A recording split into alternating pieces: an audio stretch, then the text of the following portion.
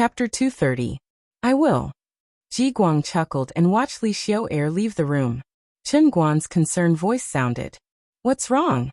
Are you hurt? Yes, I'm hurt. The other party didn't intend to take my life. Otherwise, I'm afraid I would have died last night. Speaking of this, Ji Guang's mood was very calm, as if he was narrating something that had nothing to do with him. But these words were so deafening in Chen Guan's ears. Who did it? Even you are no match for them? Yes, I'm not that person's opponent. Even if I was on guard, even if I brought a few subordinates, he could still easily kill me. Speaking of this, Ji Guang's mood became a little depressed. After all, in his strongest aspect, he had to admit that he was inferior to the other party. This made him feel unreconciled. But whether he was convinced or not, the reality was like this. He was indeed not Taihu's opponent. He couldn't even withstand one move.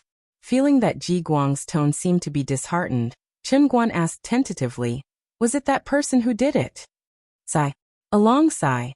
After what happened last night, Ji Guang thought it through and accepted it. Yang Chendong was not someone he could afford to offend. Moreover, this person ignored the law and acted extremely decisively and ruthlessly. He hadn't expected to make a move on his own accord, so he hadn't been on guard at all.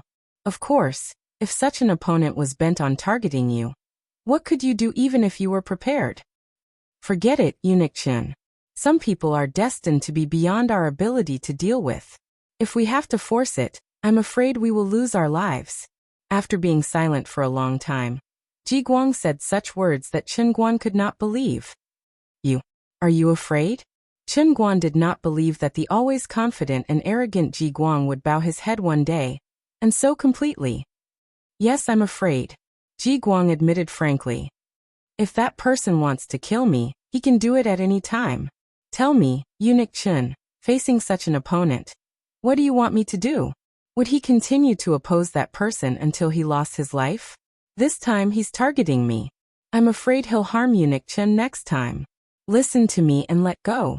Knowing that Ji Guang still didn't know what had happened to the other eunuchs, Chen Guan let out a long breath and said, actually, he didn't just target you.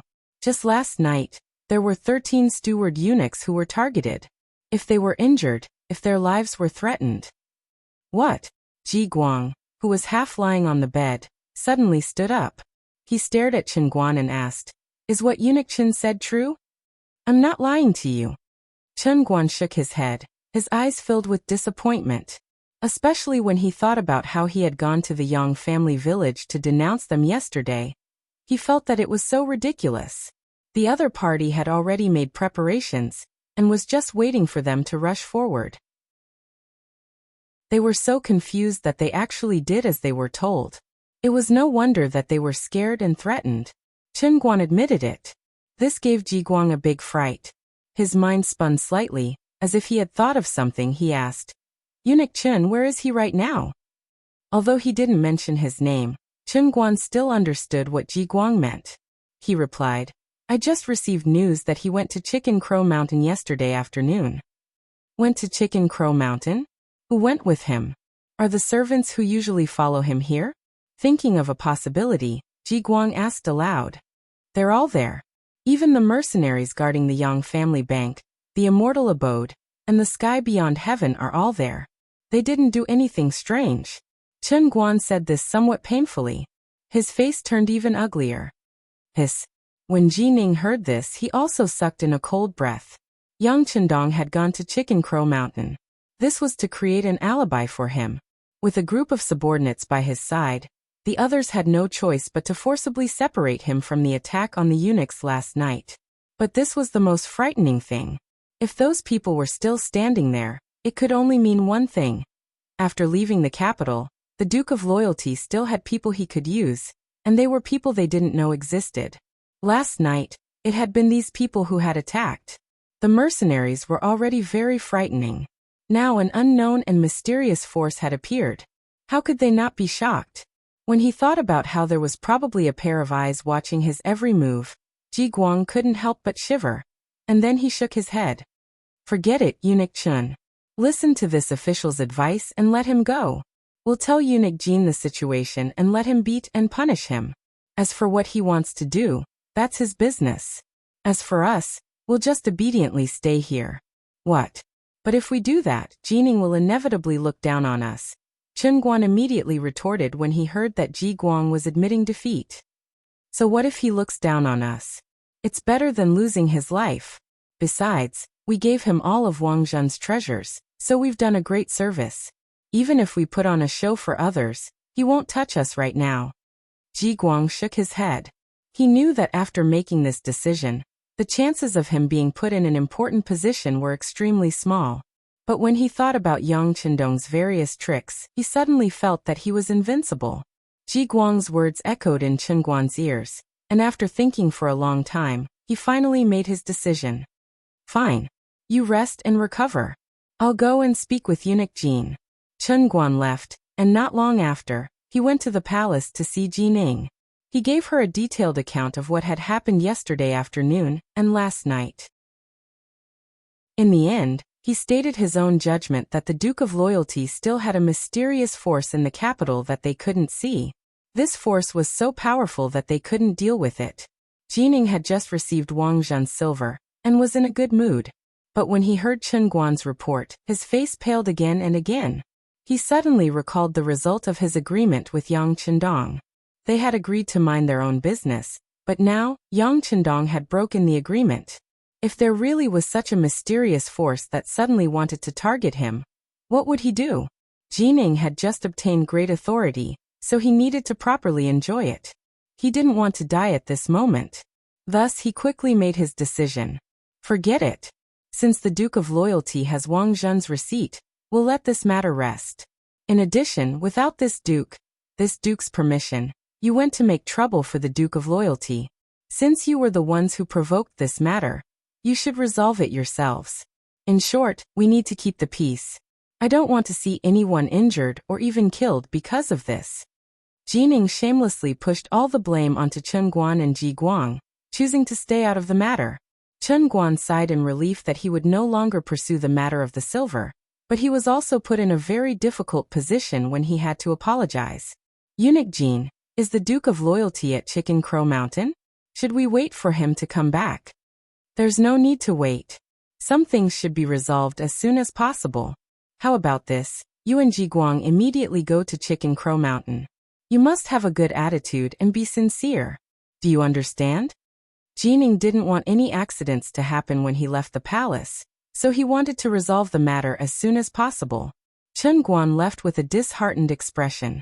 After he left, there was a ban in the palace that spread among the group of eunuchs. In the future, no matter which eunuch they were, they had to address themselves as this duke, instead of this duke. Otherwise, they would have to bear the consequences. Chicken Crow Mountain. It was the end of autumn, and early winter was about to arrive. The leaves on the mountain were beginning to turn yellow, giving people a very bleak feeling. However, this didn't stop Hu Yan and Xiao Yin's interest. They arranged for people to bring out the meat skewers and all kinds of food that they had brought. Then they lit a fire, causing the air in the area to become much warmer. In response, Yang Qindong watched from the side without any intention of interfering. He liked to see his women happy. In his opinion, this was one of the goals he pursued. If he wanted the people to be happy, he first had to let his family be happy. Then it would be the happiness of the entire Han people. With the experience from last time, Hu Yan and Xiao Yin were able to command the troops in an orderly manner. Yang Qindong didn't have to do any skewers like last time. He only needed to sit and enjoy the success. When the sky slowly darkened, the bonfire lit up the sky. Hu Yan and Xiao Yin had also prepared everything. Just as they were about to call Lu Lang to enjoy with them, Tiger's Mane walked over. Young master, Chen Guan and Ji Guang are here. So fast. Yang Qindong, who had been prepared for this, was still somewhat curious when he heard that the two had rushed over in just a little more than a day. Yes, there are also 30 embroidered uniform guards. Among them, Ji Guang was carried over. Tiger's Mane continued to explain the situation. Haha, let them wait outside. This young master will go and see them in a while. Yang Qindong casually waved his hand. Since they had done something wrong, they should have the attitude of admitting their mistakes. Leaving them out for a while was just training. After sending away Tiger's mane, Yang Chendong followed Hu Yen and Xiao Yin to the bonfire. Everyone was waiting for them here. Outside, a few members of Cold Front were closely watching Chen Guan and Ji Guang's group. They had already been waiting here for nearly 2 hours. The weather at this time would become cold at night. The two of them didn't bring any warm clothing, so they felt a little cold. However, they could only endure it. This time, they were here to admit their mistakes. They weren't here to collect debts like yesterday. Chapter 231. A head eunuch of the Imperial Horse Directorate and a commander of the Embroidered Uniform Guard. Normally, they were lofty figures, but right now they were like children who had done something wrong, waiting for the adults to forgive them. On the other side, Yang Chendong was gargling his mouth after eating and drinking to his heart's content, while listening to Tiger's man's report on the information he'd received during the day. Oh, so Wolf's man and the others did well? Yes, they did very well. The process was clean and efficient. According to Yang San, it was beyond his expectations. Tiger's man replied in a low voice. Very good. Give them a collective third-class merit. Yang Chendong chuckled, then spat out the last mouthful of water in his mouth. Are they still waiting? They're waiting. Without the young master's permission, they wouldn't dare leave. Tiger's man's face lit up with joy. Even though he hadn't been the one to do it, seeing Chen Guan and the others lower their heads still made him happy. A hint of a smile flashed across Yang Chendong's face. Some people were just like that. They didn't want to be nice to others, and insisted on being beaten up before they knew what pain was. Forget it. It's already been 2 hours. It's getting dark, and they probably didn't bring any blankets. We can't keep them here for the night, and then give them their things, can we? Tiger's man nodded in agreement. That's right. We'll just let them dry for a while. As for blankets and whatnot, we don't have any extra. Haha. Yang Chendong laughed heartily. Then Tiger's man and Beta Persei led the way to where Chen Guan and Ji Guang were. No one knew what they talked about when they met. However, those who were observant noticed one thing. The embroidered uniform guard that had been standing guard outside the Immortal Abode street had all disappeared. In their place were the soldiers of the warden's office. It was also from this time onwards that everyone really managed to keep to themselves on the surface. The Immortal Abode was still packed to the brim, and the Beyond Heaven's Gate was also bustling with activity. Batch after batch of rare goods were being sent out from the gate to different locations. People were walking around the Yang family bank, either depositing or withdrawing money. Everything was done in an orderly manner. Time passed by 1449, and it was the Spring Festival of 1450. The Spring Festival of the Great Ming Dynasty was the busiest time of the year, and it was also the time for families to reunite. The entire capital was bustling with activity. Even the commoners were like this, let alone the people in the palace. As the emperor, not only did he have to reward his subjects for their hard work over the past year, he also had to receive many foreign diplomatic missions. This was especially true for the Great Ming Dynasty, which was a grand and powerful country. There were many vassal states and countries that didn't want to be conquered. Every year during the new year, they would send envoys to pay tribute to show their submission or respect. This year was also Zhu Qiyu's first time as emperor. In order to show their respect, the diplomatic missions from many countries were much larger than in previous years. For a period of time, it was common to see people in strange attire in the capital. The population of the capital was rapidly increasing, and the number of consumers was increasing by the day. The business of the merchants was getting better and better, and more shops were opening. The shops that Yang Chendong had bought at a low price were rented out. Even though the prices were a little higher, they were still in short supply, allowing him to make a small profit. The capital began to prosper once more. This was the scene of a peaceful era. Places like the Immortal Abode, which were usually bustling with activity, were now even more difficult to find.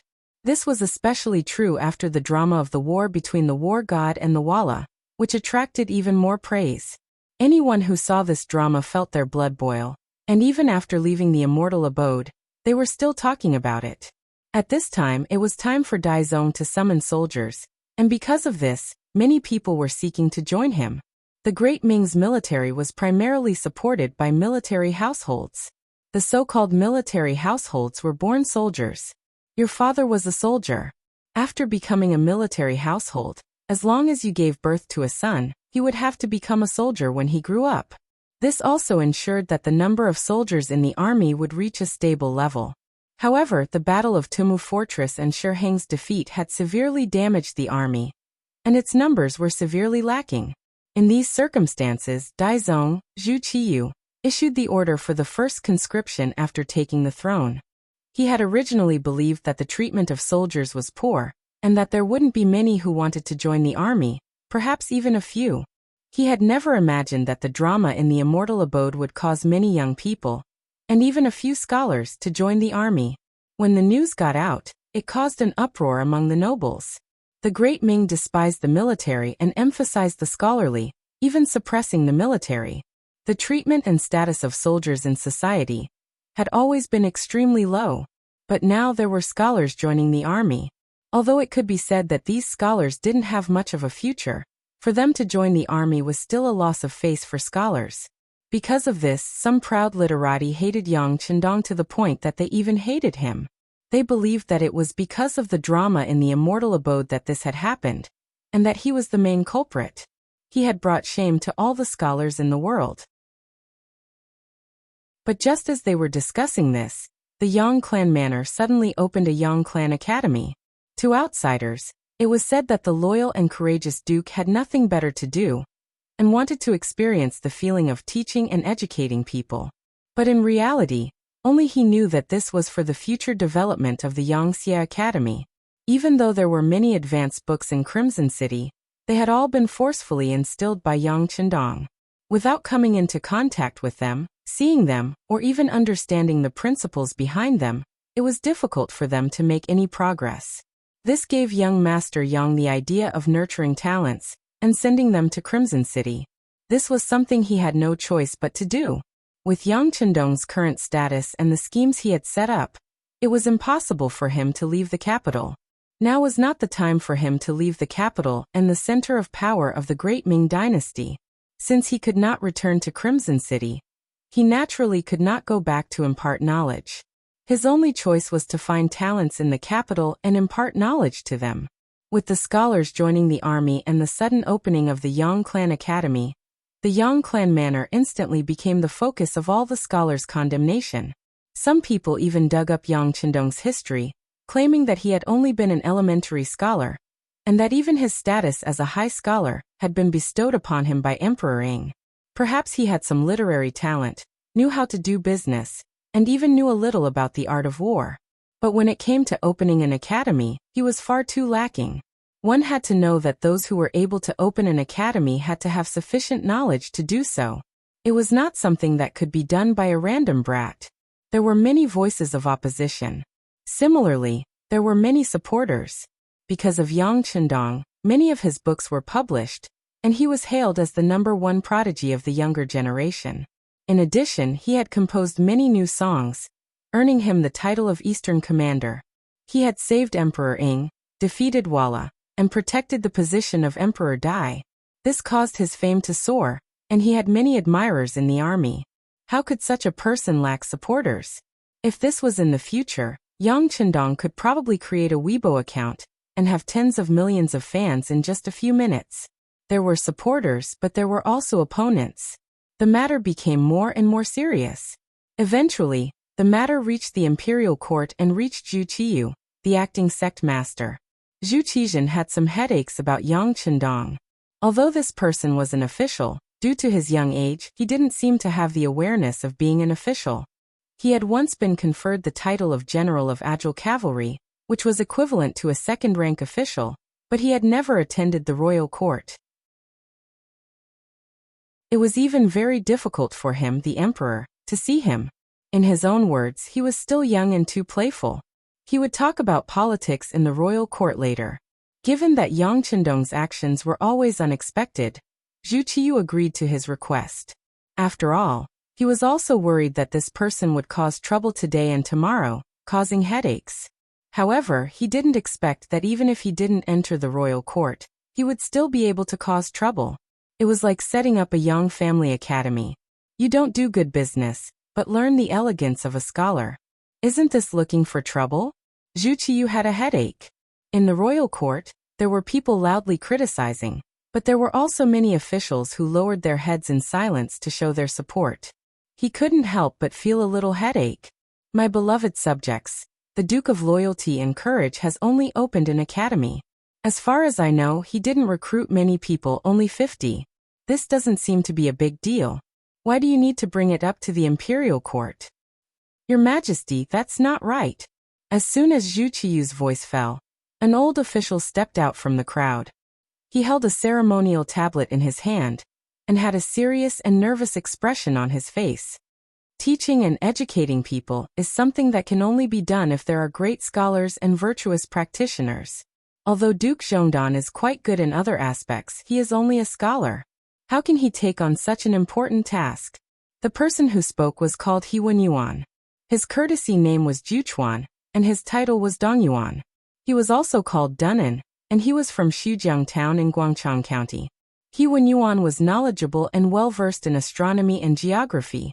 He was very talented in writing and was good at poetry. His works included Dongyuan Ji, Yiting Sun for Books Lecture, Records of Rights and Explanations, Dunan Memorial, Herdsman's Spare Book, Criminal Magistrate's Spare Book, and so on. At that time, he was the left assistant minister of the Ministry of Personnel.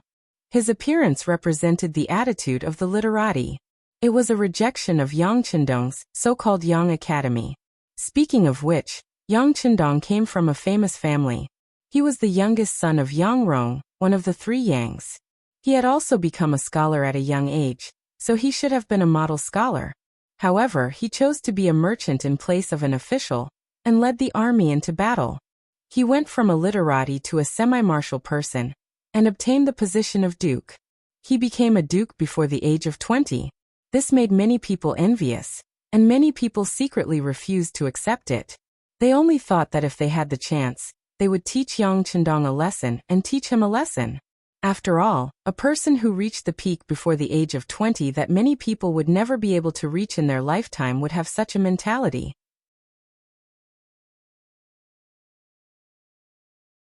Chapter 232. He had always been jealous, but he had lacked an opportunity to ignite it. Now that Yang Qindong was going to open an academy, He Wenyuan, as one of the great scholars, had to express his stance. That's right, that's right. With someone stepping forward, many of the civil officials nodded their heads in agreement, clearly showing their support for He Wenyuan. The reason why so many of the officials stood up to oppose Yang Qindong was not only because of jealousy, but also because of the rules of scholars. Did scholars have rules? Of course they did. Every profession had its own rules, and anyone who wanted to break them would have to pay a heavy price. It was normal for scholars to open academies to teach and educate people. Not only could he promote his name, but he could also take the opportunity to recruit more students, expand his influence, and also collect a lot of money. This was a typical way for scholars to make a fortune. However, because of this, not everyone could open an academy.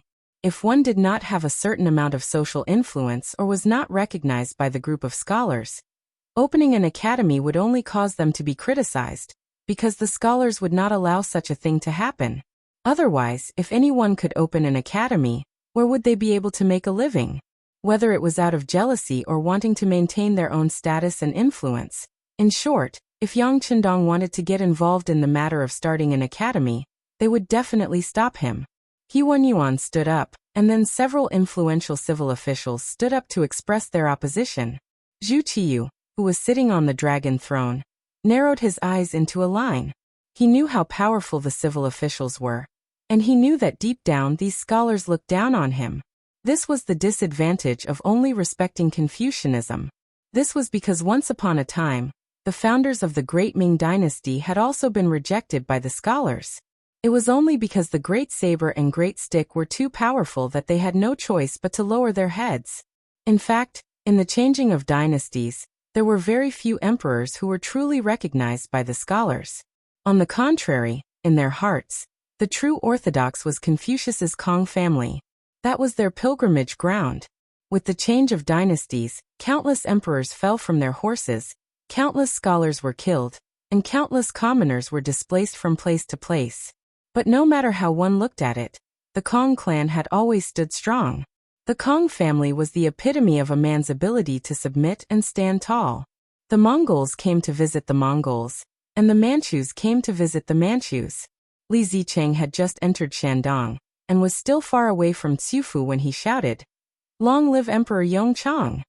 When Yuan Shikai proclaimed himself emperor, he said, "Ascend the throne as soon as possible to comfort the people." Zhang Sun was overjoyed after his restoration. Let the whole world celebrate. In 1937, before the Japanese army invaded China, Kong Ducheng, the sage Duke of Yensheng, had a great interest in poetry. He advocated that China and Japan were of the same language and the same kind. The poem said, "Rivers, rivers, rivers, pearls, and streams are the same. How could there be different people in the same province?" This was a little confusing. Were you trying to express goodwill to the locust army? The longevity of the Kong clan was even greater than that of the imperial family. It was even a holy land for scholars in the world. Even the emperor sometimes had to look at his face when doing things. Just like Zhu Qiyu, in history, in order to make his son Zhu Jianji the crown prince, he actually bribed the officials of the imperial court. In the history books, the scholars of the imperial court received a special reward from the emperor: 50 taels of gold and double the amount of silver. Why would the Jingtai emperor, Zhu Qiyu, want to reward the officials? It turned out that the reward this time was actually a bribe. The Jingtai emperor wanted to use the reward to shut the mouths of the officials, to keep their mouths shut. This was why the Minister of Personnel, Wang Zhi, looked at the gold and silver rewarded by the emperor and stamped his feet. He said, "What is this? I am ashamed to death." Even the emperor sometimes had to look at the faces of scholars, not to mention Yang Qindong wanting to establish an academy. With his status and qualifications, it was normal for him to be opposed and reprimanded by everyone. However, Yang Qindong had just made a great contribution, and was given the title of Duke of Loyalty and Courage. Moreover, he was stripped of all his other powers. At this moment, how could Zhu Qiyu make irresponsible remarks to him? Since the scholars weren't willing to let him establish an academy, he'd just let the scholars handle it. Thinking of this, his expression relaxed a lot. As for the matter of Zhonghua opening the Yang family academy, we still need to consider it carefully. Of course, if there are any officials who disagree, you can go and reason with them. This is also a way to promote the culture of our great Ming dynasty. Zhu Qiyu didn't say that he was against it, but he also didn't say that he was for it. If you have the ability, go find the Duke of Loyalty and Courage yourselves. This was also Zhu Qiyu's answer. With the emperor's words, He Wenyuan and the others immediately beamed with joy. They were worried that the emperor would agree. If that was the case, they would be going against the emperor's will if they went to the Yang clan manor. This could be used against them by the embroidered uniform guards and the Eastern faction guards. But now that they had the emperor's decree, they could do things with fewer misgivings. Immortal Abode. The streets were bustling with people and carriages, vividly displaying the prosperity of the capital. The Immortal Abode, where the world's best delicacies and best services were gathered, the sky beyond heaven, where all the world's rare treasures were gathered, and the Yang clan's bank had mountains of gold and silver. Because of this, the entire street was bustling with activity. If anyone who came to the capital didn't come here to take a look, they would be too embarrassed to say that they had ever been to the capital. This place had already become a symbol of the capital. This was especially true for the entrance to the Immortal Abode. Ever since breakfast, it had been packed with people. By the time the performance started, there wasn't a single empty seat to be seen. As the number of members increased by the day, it was becoming increasingly difficult to reserve a seat in advance. If even the members were like this, there was no need to mention the visitors. As the new year approached, more and more foreign ambassadors arrived. When they wanted to taste the delicacies here, they had no choice but to line up with the common folk of the great Ming dynasty. Even though most of those who could come here wore silk robes and had a certain level of status, it was still viewed as an insult to the common folk to line up with them. There had been a number of ministers who had disagreed on this matter. They said that the foreign ambassadors should be given special treatment to express the magnanimity of the great Ming dynasty. But Emperor Daizong had sent these memorials to Yang Qindong. The immortal abode was his place, so the decision was naturally up to Yang Qindong. Yang Qindong had only memorized the names of the people who had written these memorials, but he hadn't read their contents in detail. Why did foreign ambassadors have to be superior to others? Worshipping foreigners was a sign of weakness deep in one's bones. Since Yang Qindong had come, he would never allow such a thing to happen. Treating everyone equally was already extremely benevolent. If it weren't for the fact that he needed to earn money from the foreign ambassadors right now, he would have already issued an order that only Han citizens were allowed to enter. Yang Qindong's indifference meant that the foreign ambassadors who wanted to enter the immortal abode had no choice but to line up. Even though they were full of grievances and had expressions of displeasure, when they knew that the rules couldn't be changed, there were still people who came to line up outside the immortal abode. Today, there was a woman in the line with an indifferent expression. She was indeed an astonishingly beautiful woman. She was dressed in the women's clothing of the great Ming dynasty. Her skin was as white as snow, and her eyes were as bright as the moon. In particular, her exquisite facial features made men's hearts itch. Speaking of which, this woman had quite the background. She wasn't actually a citizen of the great Ming dynasty, but rather a Japanese who lived at sea. Her name was Ohara Junko. Among the many people in the queue, Ohara Junko was undoubtedly an angel. Her appearance also made some of the men who were originally shouting in the queue shut their mouths. It seemed that they all wanted to leave a good impression in front of such a beauty. Junko was also protected by a few guards who weren't very tall, but had cold eyes. This only served to highlight her noble status. Her identity was truly not simple. Junko's father was Hito, the current emperor of the Inner Garden of Japan. She had come to the capital of the great Ming dynasty to broaden her horizons and seek opportunities. Hito was the emperor of the Muromachi period, the 102nd emperor. He had ascended the throne on September 7, 1428. He was the great-grandson of Emperor Hito, the son of Prince Fushimi Masayoshi, and the adopted son of Emperor Gokomatsu. He was also known as the Emperor of the Inner Garden. During the reign of the Emperor of the Inner Garden, not only was there a rebellion between two Ichiki and Kaji, the dissatisfied people of the southern dynasty were also rioting, causing the political situation to become unstable. In addition, General Ashikaga Yoshimasa lived a life of luxury and enjoyed himself. His power was immense, and the emperor had to reprimand him. It was precisely because the domestic situation was unstable that the Emperor of the Inner Garden wanted to find a way out from outside. This time, when he heard that the new emperor of the great Ming dynasty defeated the elite cavalry of Wala, he sent an envoy with the intention of strengthening the relationship between the two countries and seeking some help. Junko came with the envoy for another purpose. According to the Emperor of the Inner Garden, if his daughter could be married to the Emperor of the great Ming dynasty, then he would have a powerful foreign aid, and at that time, his words in Japan would be much more powerful. In order to achieve this goal, the appearance of his daughter Junko was still a secret. At least before the matter was settled, it was not suitable to spread it out and attract the attention of other forces in the country. But now, Junko appeared in public so calmly because her matter had already come to an end. That was, the acting emperor of the great Ming dynasty had a new empress and more than a dozen concubines. It was difficult for her to find a suitable position to intervene now. Moreover, her son was too young and was still in his infancy. In any case, it was impossible for him to marry Junko and form an alliance with Japan.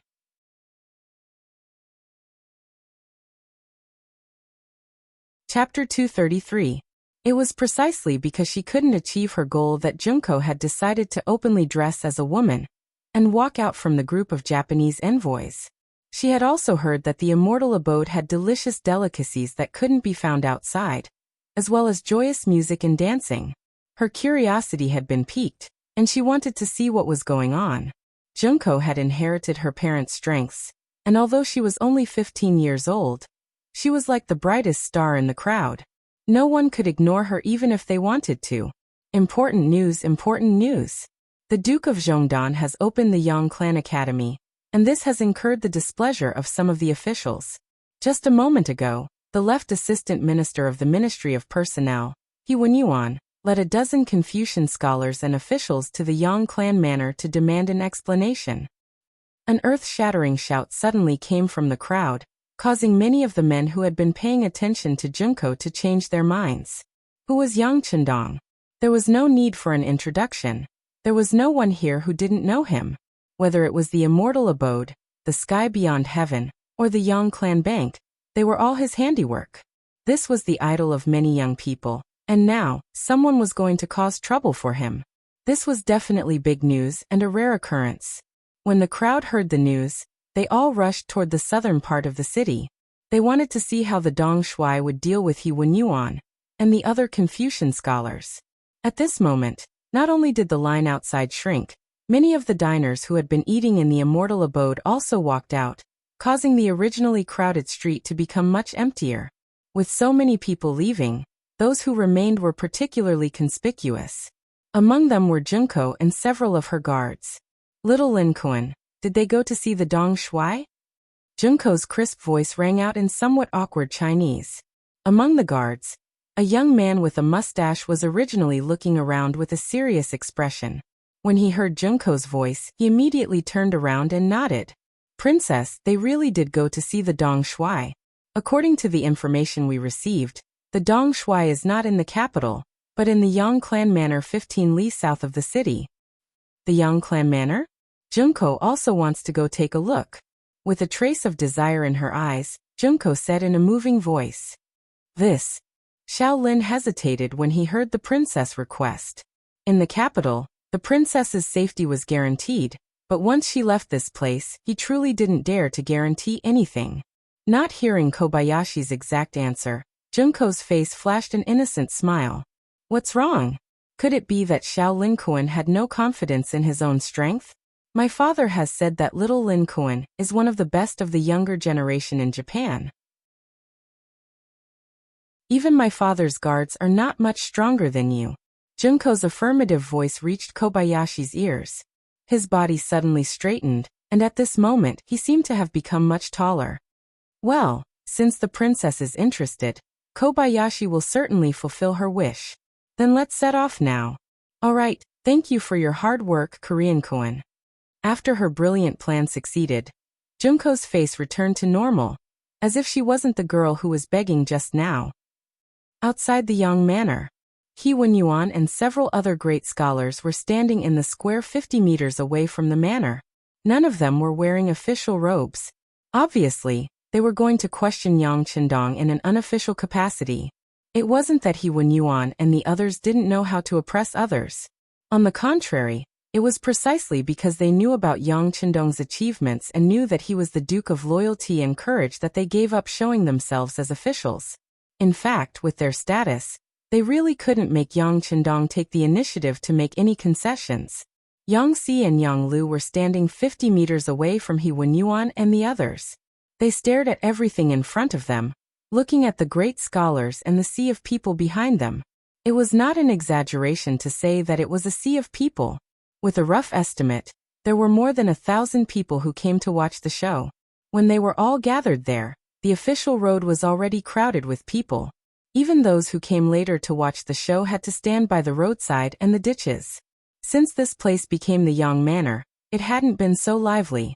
Even when Yang Chendong got married, although there were many guests, there weren't more than 1,000. It was unexpectedly so lively this time. Naturally, Yang Si and Yang Lu, who were responsible for the security of the outer court, were a little nervous. Among the crowd, Junko also came here under the protection of Xiao Lin and the others. It had to be said that in many cases, the use of money was still very great. When Xiao Lin took out some broken silver, he quickly let some people of the great Ming dynasty who came early to watch the show give up the best position. This also allowed Junko to stand in the most advantageous position and watch the battle between the scholars of this foreign country. He Wenyuan and the others came very early, but they weren't in a hurry to say anything. They were waiting for more witnesses to embarrass Yang Chendong. Now that the people had gathered, He Wenyuan and the others looked at each other and reached an agreement. In the end, It was the left assistant minister who stepped forward and said to Yang Si and Yang Lu, who were 50 meters away, "Is the Duke of Zhongdan so arrogant? We have been here for half a day. Why haven't we seen him? Could it be that he is afraid?" Afraid? How could our family's Duke be afraid of scholars like you? Yang Si's eyes had a hint of ridicule as he stepped forward. Our family's Duke is busy every day and has a lot of things to do. He doesn't have time to waste on you. If you don't have anything important to say, please go back. How could he Wen Yuan, a great scholar, look good when he was despised by a scholar? But in the end he had been an official for many years, and his face had long been trained. His anger only lasted for a moment, and he quickly calmed down and asked back, "You said that we are scholars, but does the Duke of Zhongdan look down on all scholars in the world?" Yang Si's face darkened when he was suddenly countered with a slip of the tongue. He wanted to refute something, but he didn't know where to start. After all, fighting with his fists was his forte, and in terms of talking he was far inferior to the few Confucians. Seeing that Yang Si's face was burning with anger, but he didn't know how to answer, he Wen Yuan looked up to the sky and roared, as if he had already won and done something satisfying. "The Duke has arrived." At this moment, a thunderous shout sounded. Yang Qindong, dressed in green and holding a folding fan, approached from afar under the protection of Tiger's Mane, Beta Persei, and the others. Although it was only a seemingly casual green robe, as Yang Qindong's footsteps continued to approach, a wave of pressure swept over He Wen Yuan and the other great scholars. Even the commoners who were closer to them to watch the show felt a sense of oppression. It was as if they were not facing a group of people, but a prehistoric divine beast. Yang Qindong was always like this, giving different people different feelings. As a friend, he was as warm as the sun. As an enemy, he was as happy to suppress them like a storm. When did this Duke say that he looked down on scholars? Scholars are a part of this society, just like farmers, merchants, and workers. They can all create value and contribute to the progress of this society. They are all worthy of respect. Before he even arrived, his voice was already heard. It was just one sentence, but it attracted loud cheers from the people who were watching the commotion. Most of the people who came to watch the show were farmers, merchants, and workers. Yang Qindong's words had attracted everyone's consensus, and he had instantly changed his role and become the spokesperson of these people. How could it not arouse everyone's good feelings? However, He Wen Yuan and the others who heard this sentence also had ugly expressions on their faces. Regardless of whether others could hear it or not, they heard it very clearly. That was, this loyal Duke had compared farmers, merchants, workers, and scholars. Just from this point alone, it was inevitable that they would feel dissatisfied. During the Great Ming Dynasty, not everyone could go to school, nor did they have the opportunity to.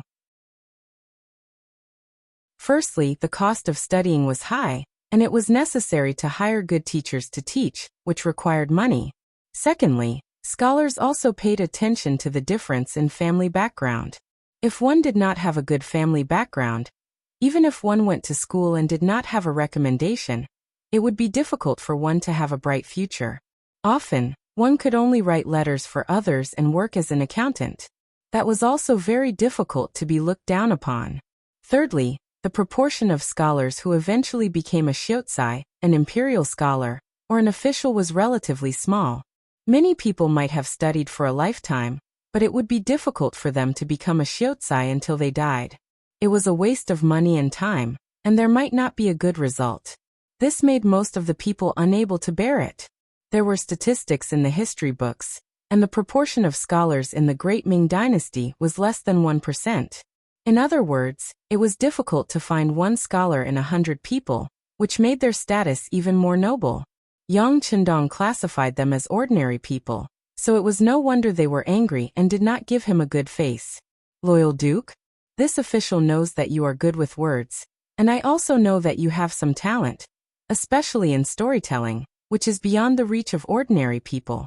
However, establishing an academy is not something that can be done by relying on a few absurd stories.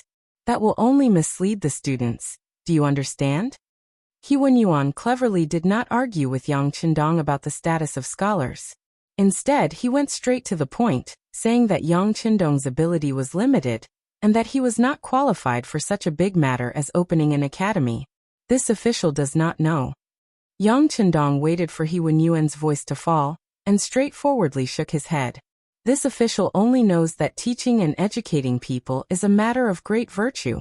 Being able to let the common people of the world know more words, and understand more knowledge, is the way of the good. In order to achieve this goal, this duke's teaching will not charge a single copper coin for tuition, and 2 meals will be provided. If the student is talented, this duke will recommend a suitable position for him or her, so that he or she can bring honor to his or her ancestors and family.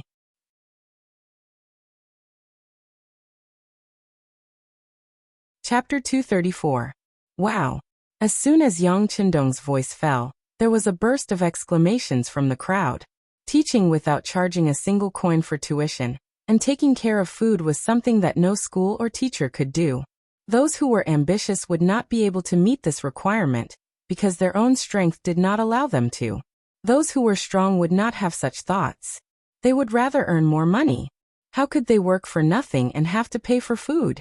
It was because of this contradiction that Yang Chendong's words made everyone so surprised, but at the same time, they were also very excited. Some of the young people from poor families could not help but think that if this was really the case, then could they consider entering the Yang Academy to learn some skills? He Wenyuan also did not expect Yang Chendong to do this. For a moment, he was also stunned by these words.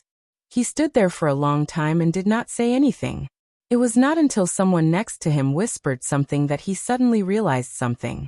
He looked at Yang Chendong with a mocking expression and said, "Duke of Loyalty and Courage, this official knows that you are very good at doing business, but teaching people knowledge is not teaching them to do business. That is to see the real thing, do you know?" Ha ha! He Wenyuan's words attracted the laughter of his companions. They all looked at Yang Chendong with disdain. It was as if they were saying that he was a businessman, and the students he taught were only businessmen. How could he be considered a real scholar? How could he be recognized by the scholars of the world? The mocking voices of these people did not move Yang Chendong at all. He even laughed. Ha ha ha! Who said that this duke only knows how to do business? Have you forgotten who led the army of Walla to defeat them?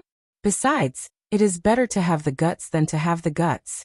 If you don't try, how can you know what you can do? Gentlemen, I'm afraid that you can't be literate from the moment you came out of your mother's womb. Is your literary talent extraordinary? The great Confucian scholars' faces darkened when they heard who was the one who defeated Walla's army. They couldn't help but take half a step back. At this moment, they remembered that the person in front of them was someone who could lead an army to defeat the powerful Walla. He killed people on the battlefield without blinking an eye. If they really angered him, they wouldn't be able to reason with him. On the other hand, He Wenyuan was not as scared as the others. He had a bit of courage. Duke of Loyalty and Courage, don't try to change the topic. You know how to do business, you are proficient in the art of war, and you can lead troops into battle. But that doesn't mean that you are proficient in poetry, or that you have truly comprehended the 4 books and 5 classics. During the Great Ming Dynasty, scholars mostly studied the way of etiquette, which was the so-called matters of the sages and virtuous men, and the records of the sages and virtuous men. For example, the Analects of Confucius, the Book of Rites, the 4 books, the 5 classics, and so on. Only those who were proficient in this study and could quote from the past and the present could be regarded as a person with profound knowledge. Only then would they be placed in an important position by the imperial court and enjoy a high position. He Wenyuan mentioned these deliberately to humiliate Yang Chendong. He was just a scholar who was bestowed the title of Jiren by the emperor. In addition, he was so young, how could he be proficient in these things? He thought that by saying this, he would embarrass Yang Chendong and make him retreat. But unexpectedly, after hearing this, Dong Shuai didn't have a trace of embarrassment on his face. Instead, he laughed loudly. Isn't it just poetry? This duke can just casually open his mouth and it will be done. Ha ha ha ha. This time, it was He Wenyuan's turn to laugh. Duke of Loyalty and Courage, there are some things that can't be solved just by talking big. You have to know that it's easy to write a poem. However, if you want to write it well and let people remember it, it's extremely difficult. Don't be careless and lose your status. Of course not. Yang Chendong firmly shook his head. Since this duke is going to write poetry, it will not be an ordinary work. If you don't believe me, assistant minister can listen to it and then comment. Seeing that Yang Chendong didn't seem to be joking, He Wenyuan was first stunned. Then he turned to look at the crowd and found that there were many envoys from other countries. He hesitated. It was true that he came to find trouble with Yang Chendong. And it was also true that he came to make him lose face. But if he really made the Duke of Loyalty and Courage lose face in front of the foreign envoys, it would be unsuitable for the country. He Wenyuan's hesitation was seen by Yang Chendong, and it made his impression of this person much better. Knowing the big picture had its advantages. If this person only came to improve his reputation by stepping on him, then after this matter was over, he would have to settle the score. Since He Wenyuan was in such a difficult position, Yang Chendong didn't give him a chance to choose. He, who was originally very confident, opened his mouth and said, "I saw it." When Yang Chendong, who had raised the topic, opened his mouth, He Wenyuan and the others immediately shut their mouths and looked at him. When he noticed that everyone's attention was on him, a confident smile flashed across Yang Chendong's face. He continued to say, "A shepherd boy rides a yellow ox, his song shakes the forest. He wants to catch a cicada, but suddenly he shuts his mouth." This was written by a famous poet of the Qing dynasty, Yuan Mei. It talked about a little shepherd boy riding on the back of a yellow ox in the dark forest. No one knew what happy thing he had, but he sang along the way. His singing was crisp and loud, and the entire forest was startled by him. Suddenly the singing stopped. The little shepherd boy straightened his back and closed his mouth. His eyes were fixed on the tall treetops. Cicada, cicada, cicada. In the tree, a cicada was also singing at the top of its lungs. It was the cicada that had attracted the little shepherd boy. He really wanted to catch the cicada. And using this poem, Yang Chendong was also comparing He Wenyuan and the other scholars' arrival to cicada. He himself was a child that could be caught if he wanted to. Comparing a poem to a person, the moment I saw it came out, the expressions of He Wenyuan and the others could not help but change greatly. However, this was not the end. It was only the beginning.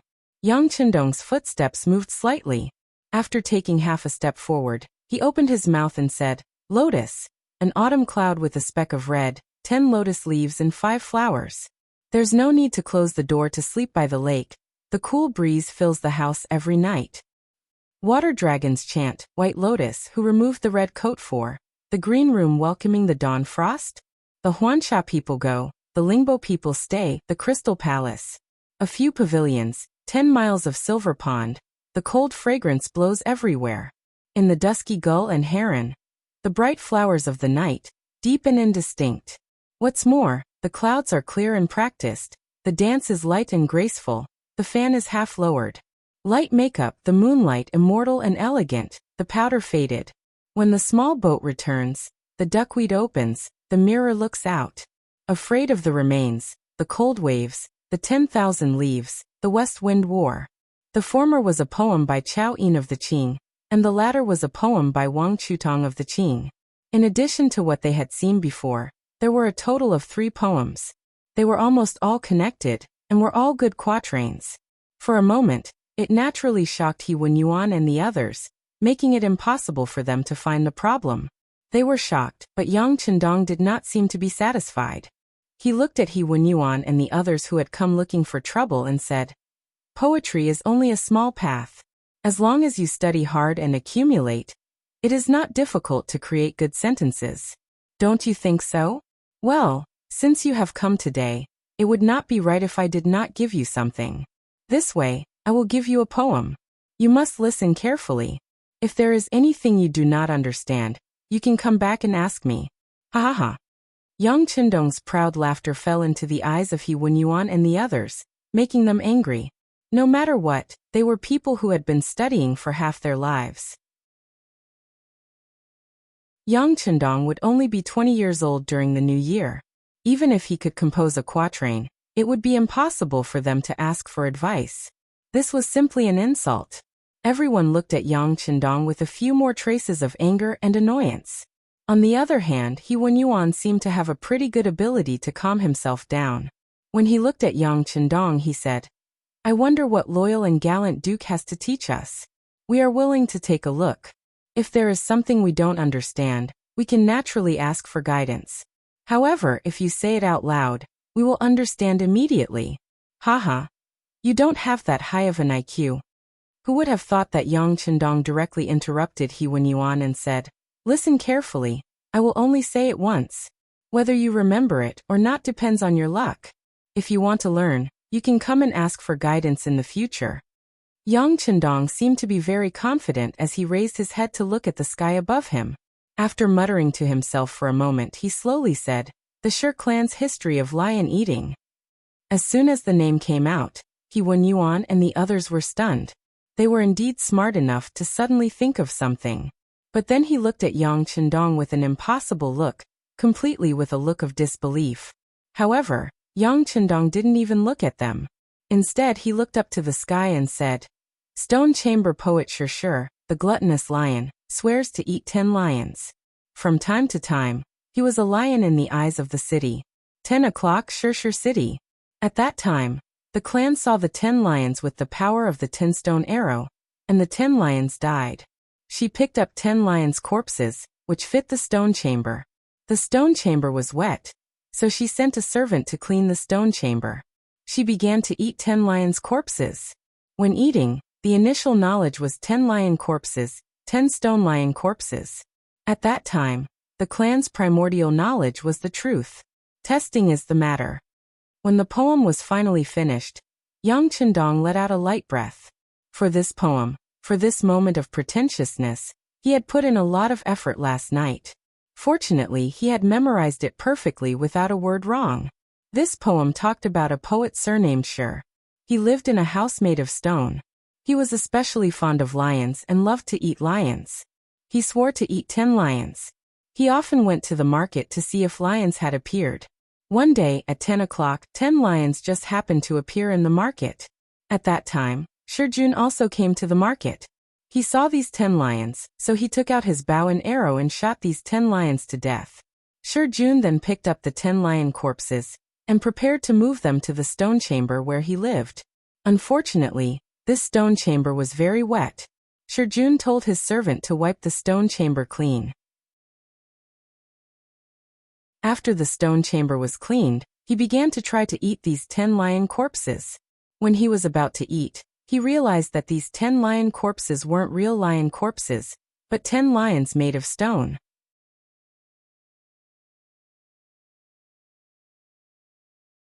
Chapter 235.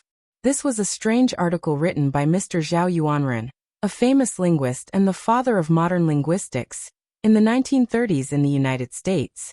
The original title of the article was The History of the Stone Chamber Poets Eating Lions. The full text was 94 words, later expanded to 103 words, including the title of the article, a total of 110 words. If it was read aloud in Mandarin, people who did not understand ancient Chinese would not be able to understand it at all. The reason was that modern Mandarin had lost the entering tone and voicing of ancient Chinese. This was a classic that represented the breadth and profoundness of the Chinese language and Chinese characters. At that time, it had caused a great reaction. Now that it was taken out by Yang Qindong as expected, He Wenyuan and the others were speechless. They could feel the artistic conception of this poem, and it was very extraordinary. However, because Yang Qindong spoke too quickly and used the same words, they could not understand the essence of it from just one reading. It was precisely because they could not fully understand that at this moment, He Wenyuan and the others were shocked. They stood there dumbfounded and did not know what to say. Isn't it too fast? You don't understand? It doesn't matter, as long as you humbly ask for guidance. I can write down what I just said and take it back for you to study. As if he had already expected such a possibility, Yang Qindong had a very natural and even sincere smile on his face. However, no matter how you looked at it, these smiles seemed a bit too fake, so fake that He Wenyuan and the others felt a sense of shame. In a feudal society where everything was inferior, and only scholarly attainments were valued, Scholars valued their reputation very much. Not to mention an important imperial court official like He Wenyuan, who was originally a heavenly official of the Ministry of Personnel, who knew how many students he had all over the world. How could such a person be willing to bow his head so casually? If you asked him to bow his head in front of everyone, and ask for guidance from a young boy who was not even 20 years old, it would be worse than killing him. He Wenyuan would not bow his head no matter what. At this moment, he knew that Yang Qindong was humiliating him, so how could he fulfill the other party's wish? He raised his head with some difficulty, clasped his hands together, and turned to leave. What I saw, Lotus, Water Dragon's Roar, White Lotus, and White Lotus had already defeated them, not to mention that there was also the history of the Sher family eating a lion, as the foundation. At this moment, they really didn't know what other meaning there was for them to stay here other than asking for humiliation. He Wenyuan and the others left just like that. When he came with such fanfare and was full of confidence. But when he left, he was so straightforward and so dejected. It was really satisfying. Once these troublemakers left, there was nothing left to watch. Many people also left because of this. However, there were also some scholars who stayed. At this moment, they looked at Yang Qindong with shining eyes and shouted, "Duke Xiongdan, can you write down the history of lion-eating Sher for us scholars to admire?" One person shouted. Soon many like-minded people followed and shouted, expressing their strong desire for knowledge. Unfortunately, Yang Qindong didn't agree. Instead, he shook his head and said, "This duke understands your intentions. If you want the history of lion-eating Sher to be famous in the world, you must have Lord He and the others personally admit their mistakes. Otherwise, no one can force this duke to do anything. You should go back. If you have the time to stay here and talk to this duke, why don't you go and persuade Lord He and the others? If they are really thinking for the sake of all the scholars in the world, what's the big deal if they bow their heads once?" It seemed like he was pointing out a path for everyone, but he just wanted to use them to put pressure on He Wenyuan. Since they dared to come to Yang Village to find trouble with him, they should know the serious consequences of angering him. If he didn't punish them properly, others would follow suit. How could he calm down and do anything else? With Yang Qindong's firm attitude, the scholars who stayed behind knew that it would be difficult for them to take a turn for the better. They immediately cupped their fists and left. Then, one by one, they began to look for their classmates. First, they wanted to tell them what had happened today. Second, they wanted to see if there was any way they could find Lord He and the others and have them admit their mistakes. After all, such a masterpiece shouldn't be buried. It should be spread throughout the world. Soon most of the people had left. In the end, only Junko and her guards remained. Seeing that everyone had left, the guard captain, Kobayashi, was extremely confused. "Princess, we should go back. If we are late, who knows how long we'll have to wait to eat in the immortal abode." Immortal abode? Kobayashi? Could it be that you've forgotten who founded it? The Yang Village must have even better delicacies. Why should we give up what's near for what's far away? Junko was already curious about Yang Qindong. In terms of age, the person in front of her was only 4 or 5 years older than her. There wasn't much of a difference. However, in terms of literary talent and ability, he was far superior to her. Junko had been influenced by her father ever since she was a child. She had always been diligent in her studies. After learning about Japan, she developed a strong interest in the culture of the Great Ming Dynasty. After all, the Great Ming Dynasty was far more fertile than Japan. It was vast and rich in resources, and had a much richer history. After coming into contact with the culture of the Great Ming Dynasty, and learning about this country, she was quickly drawn in. She knew that this was a country filled with talented people. It was as if there was some kind of magic here. Every once in a while, when the country entered a period of weakness or decline, an extremely powerful figure would appear. That person would step forward to restore order and revitalize the country. They would become even stronger and become a powerful country revered by all. This was the path that Japan had to take. Gradually, Junko was no longer satisfied with her studies. She came to the Great Ming Dynasty, just when her father wanted to use the power of the great Ming dynasty's marriage to strengthen his ruling power. In Japan, although Junko was still young, she was already famous. Many people even called her the first beauty and the most intelligent woman in Japan for hundreds of years. For a girl to have an angelic face meant that she had endless wealth, not to mention that she was so smart and knowledgeable. If she stayed in Japan, she would have achieved something in the future. However, she didn't do so. Instead, she chose to come to the great Ming dynasty, even if she knew that by doing so, she might have to live with a person she didn't like and didn't know. However, she still didn't regret it. This was because she admired the culture of the great Ming dynasty. Now, knowing that the marriage with the great Ming dynasty's imperial family might be difficult to continue, Junko's goal this time no longer existed. It was impossible for her to say that she wasn't disappointed at all. But now, she met Yang Chendong, the youngest upstart in the great Ming dynasty. He was the youngest person to become a duke with his own hands. His performance just now was so free and easy. He was so smart and knowledgeable. Wasn't such a person the kind of person she wanted to know and find? At this moment, Junko suddenly had an idea. That was, she wanted to stay. She wanted to get in touch with this loyal duke of the great Ming dynasty. She wanted to see if he was really talented or just an ignorant and incompetent playboy. If it was the former, she wanted to see if there was anything worth learning. If it was simply to see if she could accept him for her own use. If he was really capable and could play a big role in helping her father, this trip to the great Ming dynasty could be considered to have some gains. Of course, Yang Chendong wouldn't accept her, but Junko never worried about this. In her opinion, she was so beautiful. In Japan, even men who were about the same age as her father, or even a lot older than her father, couldn't help but show a greedy look when they saw her. This was where her charm lay. She firmly believed that Yang Chendong would be like other men, and would comply with all her requests. After telling the guard Captain Kobayashi that she wanted to stay here for a while, Junko strode forward and turned around. She chased after Yang Chendong, who was walking towards the courtyard of the Yang family manor. "Loyal Duke, please wait." The voice of an oriole spread out along with the wind. Yang Chendong, who was striding forward, felt a slight vibration in his ear.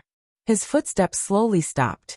It was said that one could recognize a woman by smelling her fragrance, but at the same time, some people also said that a woman's voice was also a kind of name card. When a man heard a beautiful voice, he couldn't help but imagine what the owner of the voice would look like. Just like now, Yang Chendong, when he heard this voice, he had an urgent idea to see what kind of woman could make such a beautiful voice. His footsteps stopped, and his body slowly turned around. When he looked up, his eyes just happened to meet with Junko's gaze. Junko was more than 1.6 meters tall. Perhaps because she was still young, her figure was slightly petite, but it made her have the gentleness and grace of a woman in the great Ming dynasty. She had a lock of beautiful hair that fluttered in the wind. Her eyebrows were slender and long, and her eyes were full of charm. Her nose was straight, and her cheeks were slightly flushed. Her lips were tender and alluring, and her dimples were as white as snow. Her skin was as white as jade, and her skin was as white as jade. On her oval face, her eyes were quick-witted, and there was another kind of moving charm in them. At this time, Junko was looking at Yang Chendong with a smile. Her smile was so pure and so clean that Yang Chendong couldn't help but have a feeling that she was an angel in the world.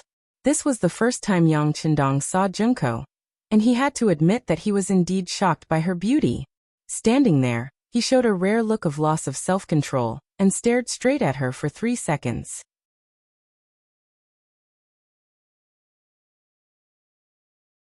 Chapter 236. Yang Chendong's performance fell into Junko's eyes, and she was very proud of herself. Appearance was her greatest weapon, and now it seemed that it was really effective. Presumably, no matter what kind of request she put forward next, this loyal duke of the great Ming dynasty would definitely not refuse. Junko's pride lasted for 3 seconds. When she wanted to see Yang Chendong's performance, to her disappointment, he actually returned to his previous indifferent smile. She felt that the absent-minded loyal duke just now was so unreal, as if she had imagined it. "Who are you? Where are you from?" While Junko was still in a daze, Yang Qindong had already asked her about her origin. The reason why he asked this question was also because of Yang Qindong's confidence. With the power of the Security Bureau, if there was really such a young and beautiful woman in the capital, it was impossible for them not to even mention it. Although he had never ordered Yang Qindong to collect beautiful women, if there was such a woman, Yang Qindong believed that his subordinates would definitely report it. But there was no such report, so there could only be one answer. This woman did not belong to the capital. Junko had always regarded men as nothing, and except for her father, she rarely pretended to talk to men. But for some reason, when Yang Qindong asked her this question, she couldn't help but reveal her identity. She replied softly, "My name is Ohara Junko, and I am the Princess of Japan." But just after she said this, the captain of the guards, Kobayashi, whispered in disbelief, "Princess, be careful with your words." No wonder Kobayashi was so nervous. It was because Junko's identity had never been disclosed to the outside world. Even the Ministry of Rights of the Great Ming Dynasty did not know about her existence. But now, she took the initiative to reveal it. No wonder he was so anxious. "I'm sorry, Kobayashi, I forgot myself." Junko, who heard the reminder, immediately blushed. She knew that she had made a mistake, and it was not a small mistake. She immediately whispered to Kobayashi in Japanese. The conversation between Kobayashi and Junko was in Japanese, and there was not much difference between it and the Japanese of the later generations. But in the relatively isolated Great Ming Dynasty, there were very few people who could really understand this language, and Yang Qindong was one of them. In his previous life, he went to Japan to perform many tasks, so naturally, he was very familiar with the language there. At this moment, he naturally heard the conversation between the master and servant. Although he understood it, the clever Yang Qindong still pretended that he didn't understand it, and even showed that he didn't understand anything. He didn't even clearly hear the first sentence of the identity introduction in Chinese. "What did you say?" "Junko." "What a strange name. Where are you from? Who are your parents?" When Yang Qindong asked like this, it could be noticed that Junko's face instantly relaxed a lot. Junko only heard her name and didn't understand the identity introduction. At the same time, she quickly thought of another identity and said, "I'm a businessman from Japan, an ally of the Great Ming Dynasty. I've long heard that the capital of the Great Ming Dynasty is so prosperous, and I always yearn for it. This time, I came out to see the world." Soon, she fabricated an identity, and it was half true and half false, which was no problem for most people in the Great Ming Dynasty. But in the end, she underestimated Yang Qindong too much. Not to mention whether the Security Bureau could find out her true identity. For a loyal man who knew Japanese, what secrets could she have in front of him? It's just that Yang Qindong didn't mean to point it out. Since the other party had intentionally concealed their identity, they must have other motives. Although he was curious, he still decided to get in touch with them and see if there were any opportunities for him to gain. Of course, whether this was related to Junko's beautiful appearance, only the sixth young master Yang himself knew. It turned out to be a foreign friend. Hee, it's this official's eyes that are blind. As you said, the capital of the Great Ming Dynasty is indeed very prosperous. Since you're here, you should take a good look. But forgive this eunuch for being busy, so I won't accompany you," Yang Qindong said with a smile. After saying this, he turned around and left. Yang Qindong's performance, in addition to being polite, also had a trace of unfamiliarity, which made Junko very unhappy. All along, men in her eyes were just lives that only had desires. As long as she wanted, she could summon them at any time and send them away at any time. How could there be someone like Yang Qindong, who didn't seem to be moved by her appearance, and took the initiative to keep people 1,000 miles away? Maybe it was because he was not convinced, or maybe it was because he wanted to prove something. Junko unexpectedly said, "Great Ming Dynasty's loyal duke, you just said, the history of lion eating sure too quickly." This little girl didn't understand it very well. "I don't know if you can ask for advice?" This little girl actually admires the loyal duke very much. While speaking, Junko also showed a shy look as much as possible. This was what she learned from the concubines in her father's imperial palace. Although she looked down on that kind of woman from the bottom of her heart, she had to admit that in order to survive, sometimes their special performance was indeed worth learning. Oh, you, a girl, are also interested in the history of lion eating, sure? Yang Chendong, who had half of his body turned around, suddenly raised the corner of his mouth at this moment. He deliberately showed an attitude of isolating the other party in order to change from passivity to initiative. Women, sometimes beautiful women, were so strange. The more you took the initiative, the more unwilling the other party would be to pay attention to you. On the contrary, if you ignored the other party would look at you differently. Just now, Yang Chendong deliberately showed a different attitude, and sure enough, Junko was hooked. Since the other party had such a request, Yang Chendong, who wanted to know the other party's purpose, naturally wouldn't be polite. Yes, great Ming Dynasty's loyal duke, this little girl is indeed very interested in the history of lion eating, sure. Seeing Yang Chendong turn around, Junko immediately showed a confident look. You can call me Dong Shuai like others. Since Junko is interested, why don't we talk about it in the manner? Yang Chendong politely maintained a smile, and then made a gentlemanly gesture. Seeing Yang Chendong's invitation, Junko was very happy, and even lowered her head shyly. She knew that such an approach would be very lethal. Thank you, Dong Shuai. Junko agreed and strode toward Yang Chendong. Xiao Lin and the other bodyguards followed closely behind him, but when they arrived at the gates of the Yang Manor, Hu Mang, who had always been by the sixth young master's side, suddenly stretched out his large hand and blocked Xiao Lin and the others. He then said in a heavy voice, "The manor is an important place and is considered private property. Outsiders are not allowed to enter without permission. It would be best if you all stood guard outside." Xiao Lin was a little dissatisfied that the princess wasted her limited time in such a seemingly ordinary manner. Now that he heard that he and others were not allowed to enter, how could he be willing to comply? He immediately widened his eyes, looked at Tiger's Mane and said loudly, "Baka." "Ha! What do you want to do?" Although Tiger's Mane did not understand Japanese and did not understand the meaning of this sentence, he could see that Xiao Lin was angry. He immediately glared back at him with an unyielding look. As soon as Tiger's Mane got angry, the tall Beta Persei directly took a step forward, almost sticking to Xiao Lin. Then, with his unique height, he stared at Xiao Lin condescendingly, as if he was ready to attack at any time. Not only Beta Persei, but even Yang Wu, as well as Lung Feng of Qiu V's first guard, also looked ready to attack at any time. The originally harmonious atmosphere became a lot more tense because of Xiao Lin's words. A murderous aura filled the place, and even Junko, who did not know Kung Fu, felt a chill. Junko didn't understand why she felt this way, but she was smart enough to know that she didn't have any advantage right now. She immediately scolded Kobayashi in Japanese. "Kobayashi-kun, this is not Japan, nor is it the palace. Please control your temper and personality. Princess, they don't let us in. What if someone wants to harm you? Won't it be very dangerous?" Xiao Lin replied, not to be outdone. In Japan, seniority was still very important. Xiao Lin was just a guard captain. Logically speaking, he should not talk to his master like this. But when it came to the other person's life, he did not have to worry so much. It was because Junko knew this that she did not blame Xiao Lin.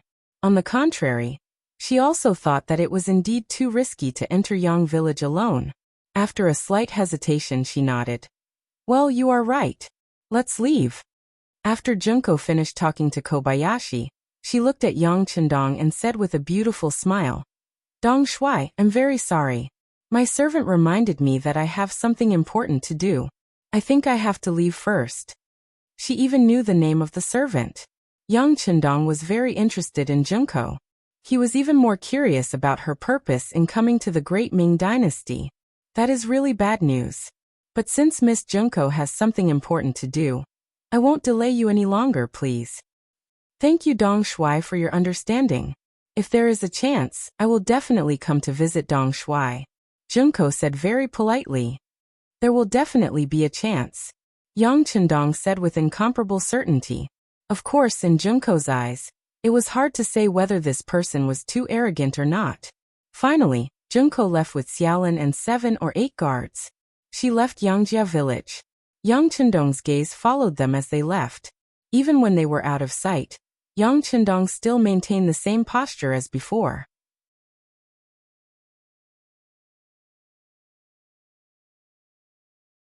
Chapter 237. Cough. Young master Miss Junko has left. Seeing Yang Chendong still standing there in a daze, although Tiger's Mane didn't want to, he still reminded him.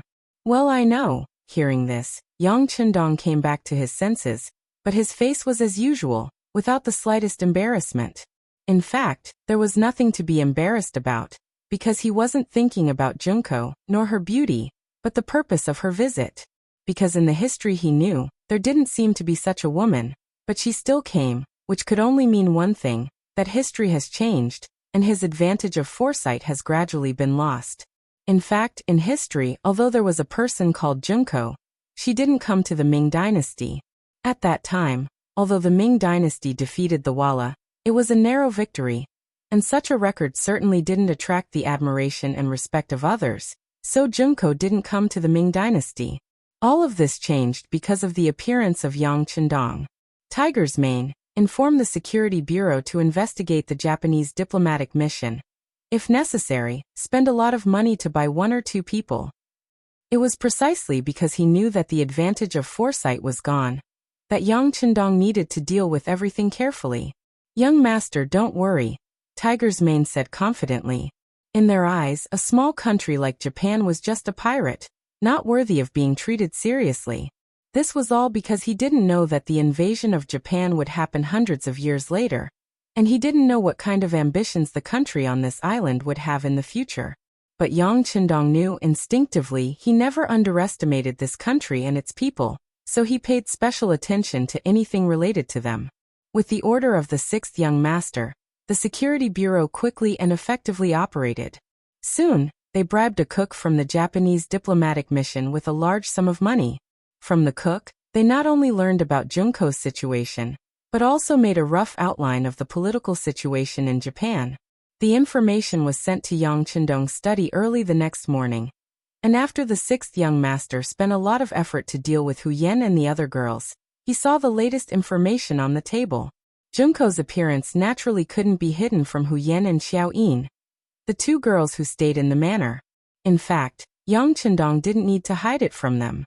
It was precisely because of this that Hu Yen and Xiaoyin felt a sense of crisis when they heard that a beautiful girl, who was only 15 or 16 years old, had appeared outside the Yang family manor and met with the 6th young master.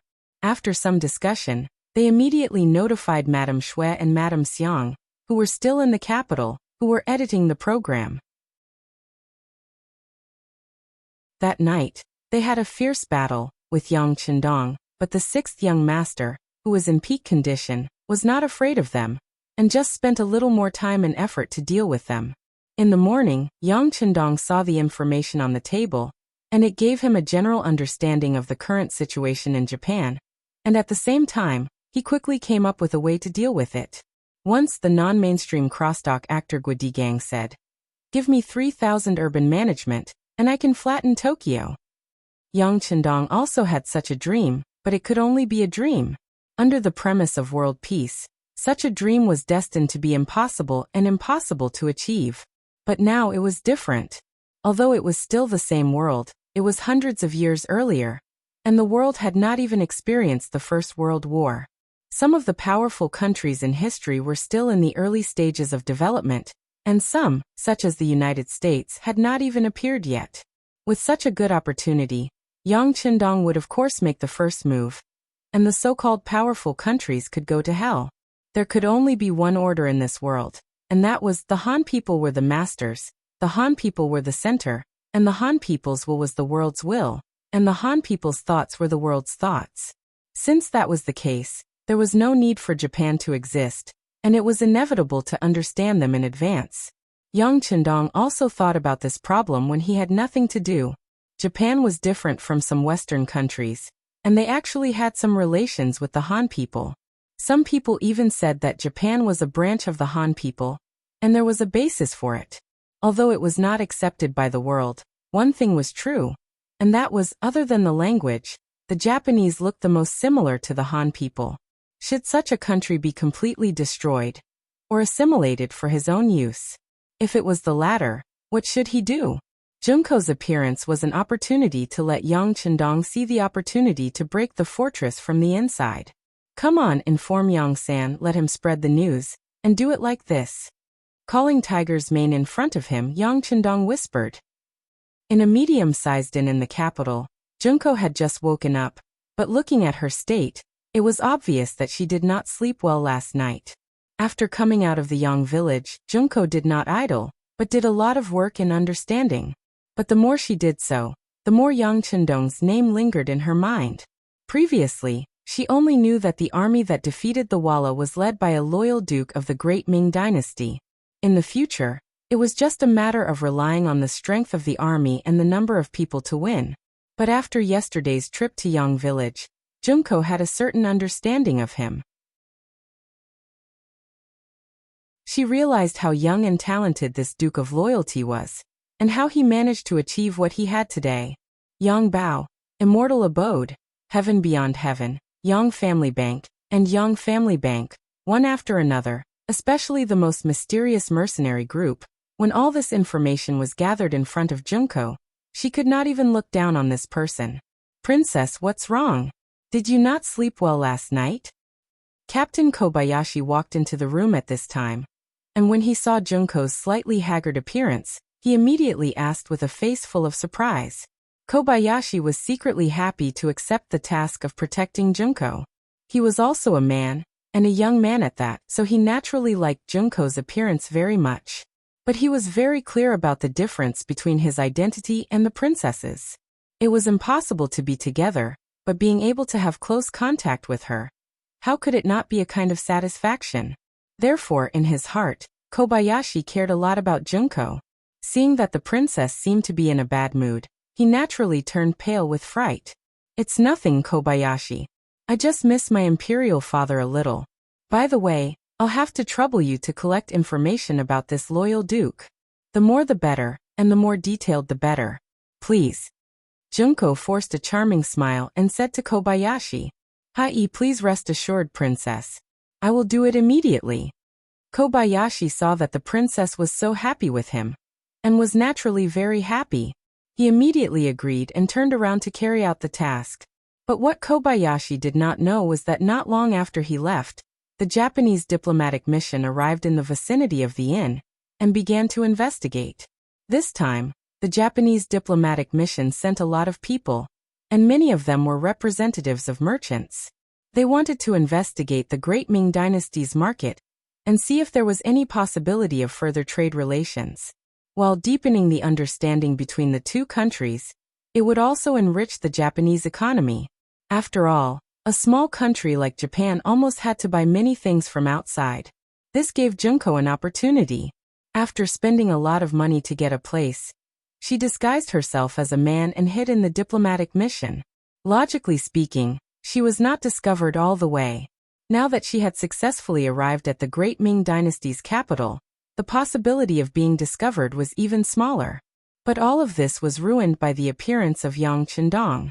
Not long ago, the head of the Japanese diplomatic mission, Aoki Yuki, received an important message from his cook. It was that the daughter of the Emperor Ohara Junko had arrived in the Great Ming Dynasty, and was walking around with ominous intentions. When he received this news, Aoki Yuki's face was naturally full of disbelief. He was the confidant of General Ashikaga Yoshimasa, which was why he was able to get such a good job. But if he let the general know that the princess was also in the diplomatic mission, and was in contact with the higher-ups of the Great Ming Dynasty, his life would be in danger. Therefore, regardless of whether the news was true or false, Aoki Yuki had to investigate the matter clearly. If he believed that Princess Junko was really in the Great Ming Dynasty, then there was no need to say anything. He had to kill her. First, to eliminate future troubles, and second, to create a gap between the Great Ming Dynasty and the Emperor of the Great Ming Dynasty. If there was a murder case, it would be even more difficult to unite them. The Emperor would have to rely on the power of General Ashikaga Yoshimasa. Only in this way could the general's position be unshakable.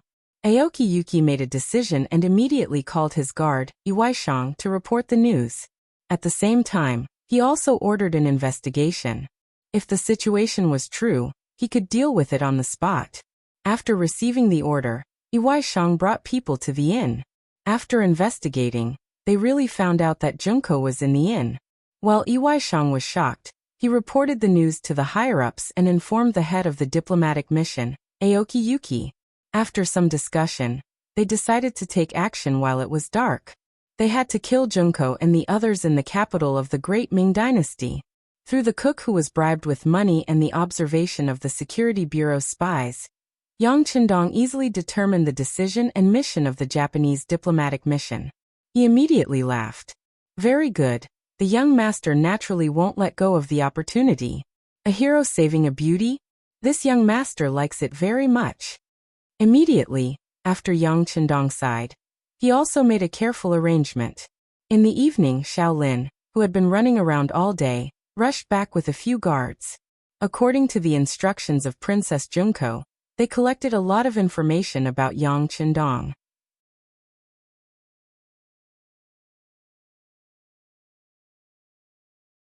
Chapter 238. Speaking of which, this truly wasn't that difficult of a task, because any random person from the streets of the capital would be able to tell one some stories about the Dong Shui. Bringing a lot of information back to the inn, Kobayashi handed it over to Junko. When he saw the happy expression on her face, he felt that his efforts today weren't in vain. Only now did he have time to eat something to fill his stomach. Just as Kobayashi was about to start eating, a trusted guard came in from outside the door. Captain, the situation outside doesn't seem right. I keep feeling that there is a pair of eyes watching us in the dark. What? Throwing away the food in his hand, Kobayashi turned around and looked at the guard who came to report the news with a shocked face. He believed in the ability of his subordinates, and there were some things that he wouldn't say casually. Even if he said it, he should be able to find something. At this moment, he didn't want to eat anymore. Instead, he turned around and walked out of the kitchen, went to a corner of the small courtyard, and began to close his eyes in sense. Kobayashi was originally a guard of the royal family. Because of his outstanding performance, he was arranged to protect the safety of Princess Junko. His strength wasn't weak, and he even came from a ninja family. It was precisely because of this that he quickly sensed something different, and a vague sense of danger. Ninjas sometimes have a very strong sixth sense, and Ikigami and the others aren't that strong, so Kobayashi quickly felt the danger. When he learned that he was being watched, Kobayashi didn't panic. This was originally within his expectations. With so many people, and the princess was so beautiful, it was difficult not to be discovered, but he didn't expect it to be so fast. It was precisely because he was prepared that Kobayashi calmly came to the young master's room. At this time, Junko was looking down at some information about Yang Qindong. When she saw the guard captain suddenly appear, she was a little surprised. Kobayashi, don't you need to rest? Why are you here? We don't need you now, go rest. Princess, we've been discovered. There are many unfamiliar faces outside the inn. It's very likely that they were sent by Ambassador Aoki. I think we need to move. Shaolin said in a slightly anxious voice, his eyes filled with determination. Junko was like a goddess in Kobayashi's eyes. As long as he was still alive, he would never let anyone hurt the princess. He swore. What? Junko said in Japanese in surprise, and then a hint of nervousness appeared on her face. Originally, according to Junko's plan, the danger was only on the voyage from Japan to the Great Ming Dynasty. As long as she safely arrived at the Great Ming Dynasty, she could reveal her identity and then propose marriage to the Great Ming Dynasty's emperor.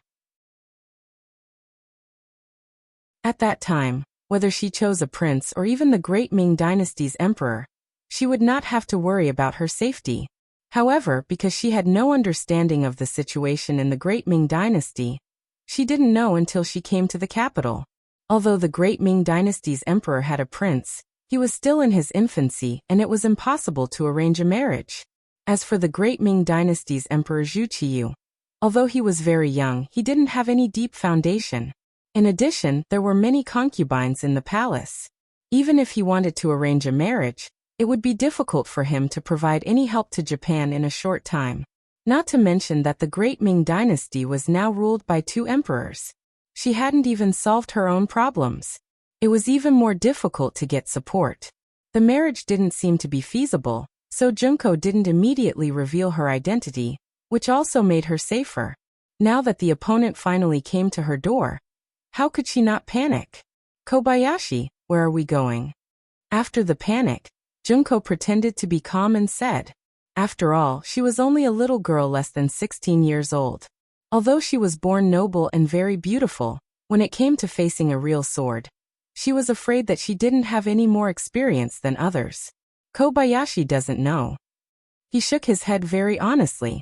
Princess, you can choose to reveal your identity and marry the great Ming dynasty's emperor as a concubine, or we can kill our way out of the capital, find a place with a coastline, and find a boat to return home. Although Kobayashi was confident in his own strength, he only had 8 guards with him this time, and the disadvantage in numbers was his shortcoming. He knew very well that Aoki Yuki, as an ambassador, was leading a team of nearly 500 people. Among them, there were more than 300 soldiers who could fight. He didn't have much confidence in ensuring Naoki's safety in a battle of 8 against 300 people. Let me think about it. Junko didn't expect the choice to come so quickly, and she couldn't make a decision for the time being. After all, this was related to her marriage. The man a woman chose was often related to her life's happiness, so she had to think about it. Princess, there's not much time left. Please make a decision as soon as possible. I'll go out and take a look. Kobayashi didn't want Junko to make the first choice. No man would be able to accept the idea of giving away their goddess. But he couldn't guarantee that the princess could leave safely, so he was in a dilemma. He might as well not participate, and let the princess make a wise decision. Some decisions weren't so easy to make. While Junko was still in a dilemma, Kobayashi once again entered the room without permission. This time, his face became much more serious. Princess, it's already dark, and they're about to make a move. There are enemies at the front door, back door, and side door of the inn. I'm afraid we'll have to kill our way out. Kill our way out? Will we die? Junko's nature as a young girl finally revealed itself. After all, she was still young, and few people wouldn't be afraid in the face of death. Junko's expectant expression made Kobayashi's heart bleed. He didn't want to disappoint the princess, but he didn't have absolute confidence. He could only avoid the question and say, Princess, as long as I'm still alive, I won't let anyone hurt you. The hidden meaning was that as long as Kobayashi was still alive, he would desperately protect Junko's safety. But what if he died? After Junko understood the meaning of these words, she nodded with a blank expression. Well, then we'll rush out. If possible, we'll go to the seaside and find a way to return home. Junko finally made a decision, and that was to not marry the great Ming dynasty.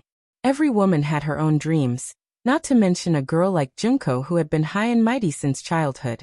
She might have more pursuits for marriage, but her man was destined to be different from the rest. He was destined to be the strongest in the world. After Junko decided not to marry the great Ming dynasty, Kobayashi's face lit up with joy. For him, even if they couldn't live together, being able to die together was a very happy thing. After unifying the goal, Junko first changed into a set of black clothes that she had prepared beforehand. The loose clothes not only allowed her to hide better in the dark, but also allowed her to conceal her perfect identity. After everything was done, under the protection of Kobayashi, the group of 6 rushed out of the inn's front door. As expected of a guard who had once stayed in the imperial family, Kobayashi didn't choose to blindly attack. Instead, he sent 2 of his team members to rush out of the back door, and another 2 to rush out of the side door, creating an illusion that they were about to break out of the encirclement. Then, he led the remaining 4 guards to protect the princess from the front door. The reason why they chose the front door was because it was on the street. From here, they could see the soldiers of the military office patrolling the area. Although these people might not necessarily help them, they could at least deter the enemy. Under the leadership of Kobayashi, the 6 people rushed out of the inn's front door. What greeted them was a rain of short arrows. He saw Kobayashi holding a ninja sword and constantly waving it in front of him. One after another, the arrows hit the blade, making crackling sounds before falling to the ground. Hurry up and rush out. Seeing that the enemy had even used bows and arrows, Kobayashi knew that the situation was more serious than he had imagined. These people had no scruples at all. They just wanted to kill the princess. A wave of arrows was blocked by Kobayashi and his team. The price they paid was that one of the guards was injured by an arrow and lost the ability to move quickly. However, at this time, Kobayashi didn't have time to check the injuries of his brothers. What he had to do now was to take advantage of the enemy's second wave of attacks to leave this place as soon as possible. The farther the better. Follow me, rush out of here. Before he could finish his words, 4 figures suddenly appeared in front of him. They appeared like ghosts, and then 4 ninja swords slashed toward him. 4 ninjas. Facing such opponents, Kobayashi was shocked. At the same time, he stomped his feet on the ground and jumped into the air. He shouted in Japanese, "Protect the princess." Kobayashi couldn't help but be surprised. He originally thought that Ambassador Aoki Yuki only sent samurai. Although they were difficult to deal with, they still had a chance of survival. But now, seeing ninjas who were famous for being good at assassination, he knew that this time, he was afraid that things were not looking good for him. Although the strength of the 4 ninjas was not as good as his, after all, there were too many opponents. If it was just to protect himself or even escape, Kobayashi still had some confidence, but his duty was to protect the princess, which was very difficult to accomplish. Kobayashi, who was in the air, quickly flashed through his mind, but at the same time, his empty left hand was not idle.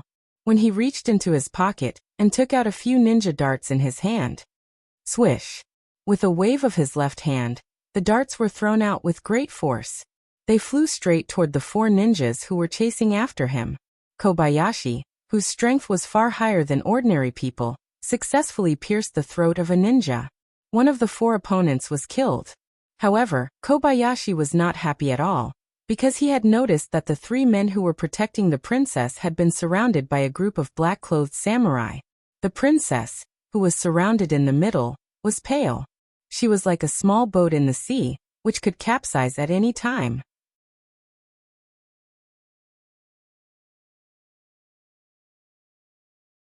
Chapter 239.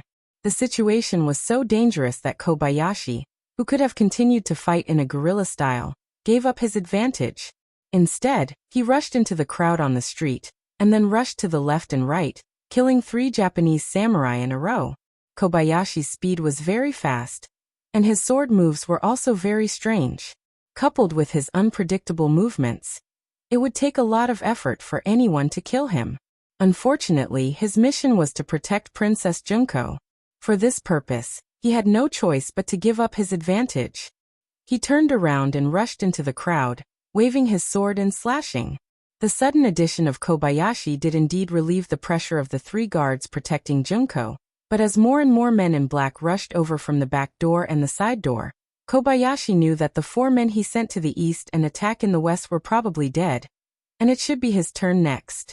The 3 guards, plus Kobayashi and Junko, were surrounded by 40 to 50 black-clothed men. Longbows and short swords rained down on them, and in less than 30 breaths of time, 2 more of the 3 guards fell. Finally, only Kobayashi, the princess, and the last guard were left. "Captain, I'll fight with them. Please protect the princess and rush out." The last guard saw no hope. After shouting at Kobayashi, he rushed out. However, when he was still halfway out, his chest had been hit by 3 arrows. Then, with his eyes wide open, his body leaned back and fell heavily to the ground. Seeing the death of her bodyguard at such a close distance, Junko, who had always been calm, finally screamed out in horror. In the dark night, her cry was like the cry of an oriole. It was so different and so amazing. Who is it? Perhaps it was because of the shout, or perhaps it was not time for her to die. A thunderous voice sounded, and suddenly, a group of people appeared on the other side of the street, slowly approaching. Captain Ikaze, who was leading the team, saw that the target was close at hand, and the mission was about to be completed. Suddenly, another group of people came from behind. His eyes showed that he was unwilling to give up. "Come on, rush up, kill the target, and then retreat." Ike's thought that there was still some distance between the two sides. As long as he was given time, killing the princess and Kobayashi was just a matter of raising his sword. Qishang's idea was not wrong. At a distance of a few dozen meters, he did have the opportunity to make a move. Unfortunately, he didn't know who was approaching in the dark. If it was daytime and he could see the luxurious carriage clearly, he wouldn't think so. For no other reason than the fact that the owner of this luxurious carriage was known to everyone in the capital. The Duke of Loyalty, Yang Chendong. It was Yang Chendong who was passing by. As for whether it was intentional or not many people knew. The important thing was that Yang Chendong had indeed appeared here and allowed his servant, Beta Persei, to yell at him first. But after he shouted, the other party had no intention of stopping. This infuriated Beta Persei. Young master, these people won't listen to our advice. Should we attack? Please give the order. Attack. Yang Chendong's emotionless voice came from the luxurious carriage. Standing on the street were all Japanese samurai and ninjas. He wouldn't feel the slightest bit of heartache no matter how many of them died. Nor would he show any mercy. Standing on both sides of the carriage, a row of Lung Feng had been waiting for this order for a long time.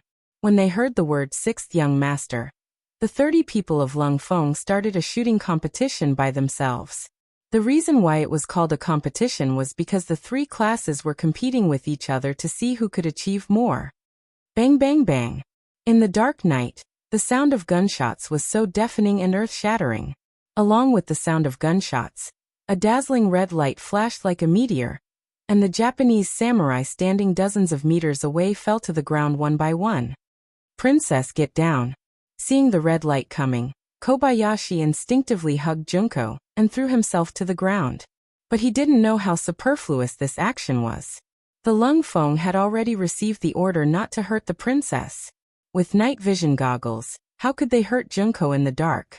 Bursts of gunshots sounded like firecrackers being ignited. After 2 waves of continuous attacks, there were no more samurai standing on the street.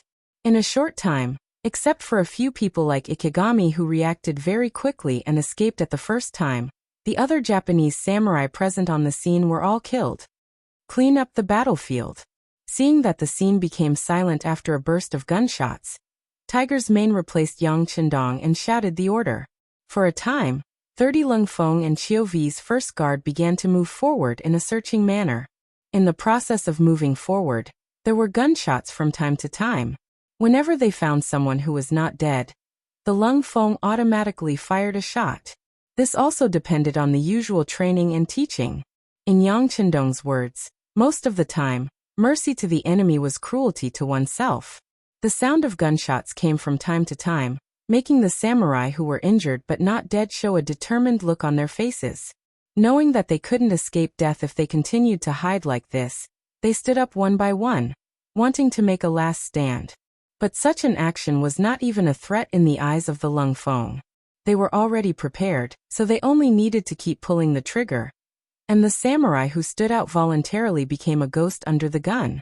At this time, Junko was also lying on the ground. Although she was protected by Kobayashi, she was still trembling. She didn't know who was coming, and she didn't know what fate was waiting for her. She didn't even dare to think about it. Compared with Junko, who was scared, Kobayashi's heart was also flustered. He was very clear about the strength of these samurai and even some ninjas. But these people were so vulnerable in front of the people who came. He couldn't help but think, if it was him, facing advanced firearms, how likely would he be to survive? While he was still comparing in his heart, the footsteps were getting closer and closer. And when they were about to reach him, Kobayashi finally couldn't help but shout in somewhat awkward Chinese, "Don't kill us, we surrender."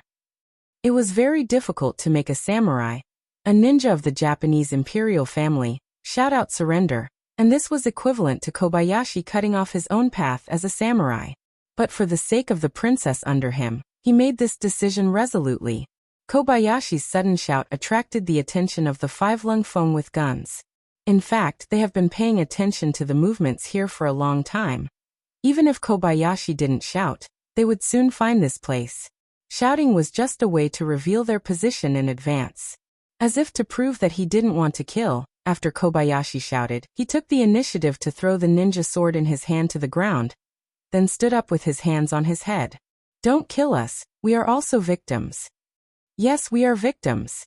As Kobayashi stood up, Junko was also liberated, and naturally stood up, and imitated Kobayashi, holding his head with both hands, with a pitiful expression. Bring them to the young master. Seeing that the princess appeared, safe and sound, Tiger's man, who was in charge of commanding the battle, was relieved, and then took the initiative to step forward, leading Junko and Kobayashi to the side of the luxurious carriage. Kobayashi was naturally specially treated, and he was stopped a dozen meters away from the carriage. But this time, in the face of dozens of black muzzles, he became very obedient. Junko, who followed Tiger's man, smoothly came to the side of the carriage, and saw the scene of the carriage curtain being lifted, revealing the young and confident face of Yang Chendong. Oh, it turned out to be Miss Junko, we are really fated. Yang Chendong slightly raised the corner of his mouth, revealing a faint smile while looking at Junko. Junko didn't expect that the person turned out to be Yang Chendong, but since it was an acquaintance, of course, it couldn't be better. She immediately exclaimed, Dong Shuai, someone wants to kill me, please save me. Oh, who did such a beautiful Junko offend? Why did you make such a big fuss? Yang Chendong didn't say whether he wanted to save them or not. Instead, he looked like he wanted to know the reason. Junko didn't want to expose her identity too early. After all, she didn't know Yang Chendong, and if she exposed her identity, what would she do if he used it to threaten her father? But now that she needed his help, how could she explain the situation in front of her? Junko was still struggling whether to tell her true identity in order to answer Dong Shuai's question. At the other end of the street, there was a burst of dense and complicated footsteps. Hearing the footsteps, Junko's face was once again filled with fear. Yang Chendong, on the other hand, seemed to have expected all of this, and didn't show the slightest surprise. Instead, he showed a warm smile to Junko. Well, you get on the carriage first. And that guy called Little Lin, take off his black clothes and change into our clothes.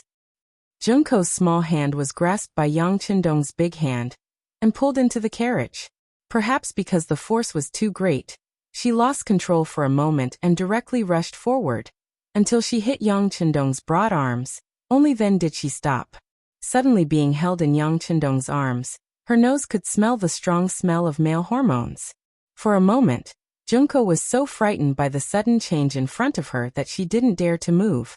Don't look at how confident she was in front of men, but it was the first time for her to be so close to the opposite sex.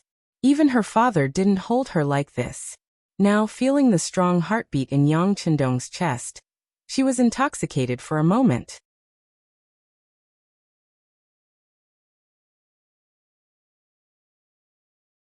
Chapter 240. Yang Chendong didn't feel anything wrong. For Junko to throw herself into his arms, he just thought that he had used too much strength just now. This was caused by his underestimation of Junko's body weight. Junko still had a confused expression on her face, as she hid in Yang Chendong's arms. A group of people had arrived in front of the carriage a dozen meters away. When these people saw the corpses on the ground and the smell of blood, they instinctively raised their short swords and spears in their hands. The atmosphere instantly became cold and solemn. Who are you? The general leading the group asked in a nervous tone. In his hand, he was holding a fireball that could be fired into the air at any time. As long as the fireball was in the air, this area would quickly be surrounded by the Ming army. At that time, even a mouse would find it difficult to escape. Who are you? Why don't you greet the Duke of Loyalty? Whose subordinates are you? Seeing more and more people in the night, Tiger's mane was not afraid at all.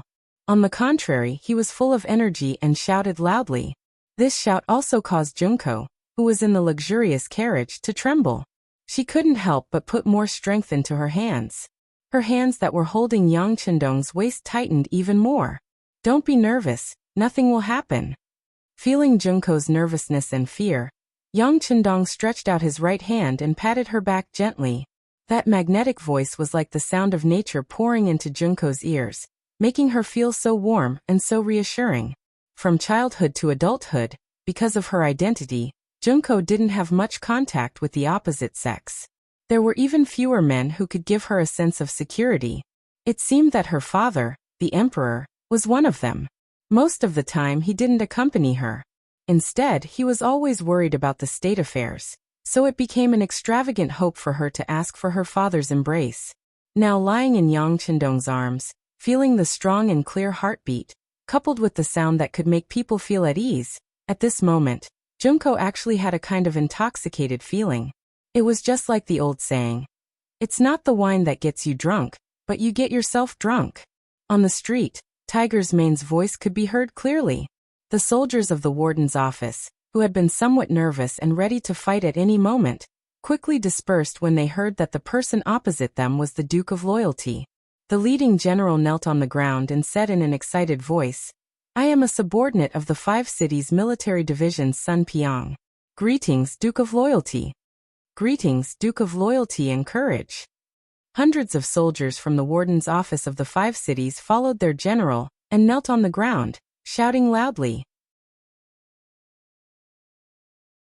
After defeating Walla twice in a row, the Duke of Loyalty had been given the title of War God in the warden's office of the 5 cities. Everyone respected Yojia. Now that they knew that the one who came was the War God, who would dare to have the thought of using swords and spears? Although there were many people, just the title of the Duke of Loyalty and Courage was enough to make them all kneel on the ground. This scene was seen by Junko, who had already lifted the curtain of the sedan. This scene immediately stimulated the depths of her heart, and made her more interested in Yang Chendong. "So it's Sun Piang's subordinates. You are all on the same side. Get up." Yang Chendong, who was sitting in the carriage, said in a clear voice. Then he said, "Tiger's Mane, stay here and deal with the matter here. Find out who attacked me, and be sure to give an explanation. The rest of you will follow me back to Yang Village." "Don't worry, Duke." Tiger's Mane bowed with his fists clasped. When he raised his head, he gave Yang Chendong a look of understanding. Obviously, he had understood the meaning of the young master. That was, he wanted to use this opportunity to make trouble and teach these people who killed Junko a lesson. "Farewell, Duke of Loyalty and Courage." Hundreds of soldiers of the warden's office of the 5 cities had just gotten up. When they saw that Yang Chendong was about to leave, they immediately knelt on the ground again and said in unison. Under the gaze of the great Ming dynasty's soldiers, Yang Chendong's luxurious carriage drove out of the capital under the protection of the First Guard and Lung Feng. It went straight to the Yang village 15 miles south of the city. When the carriage left the capital, the originally dark carriage suddenly lit up. The lantern in the carriage was lit. Junko also left Yang Chendong's arms with a red face. At this time, she finally had a chance to look around. When she saw that the carriage was so spacious that there was no problem for her to lie down here, she couldn't help but widen her eyes in surprise. As a princess, she had seen more than the average person since she was a child. It was not that she had never seen a spacious carriage, but it was the first time that she had seen such a spacious carriage, especially one that moved so steadily without any bumps. Of course, she didn't know that the bottom of the carriage was installed with a shock absorption system. The wheels were not ordinary wooden wheels, but were replaced with tires. It could be said that for the sake of comfort, many things in the large warehouse were used. This was why it could be so spacious and stable. Of course, there was only one such carriage in the entire Great Ming Dynasty. Even the emperor didn't have one. He looked around curiously.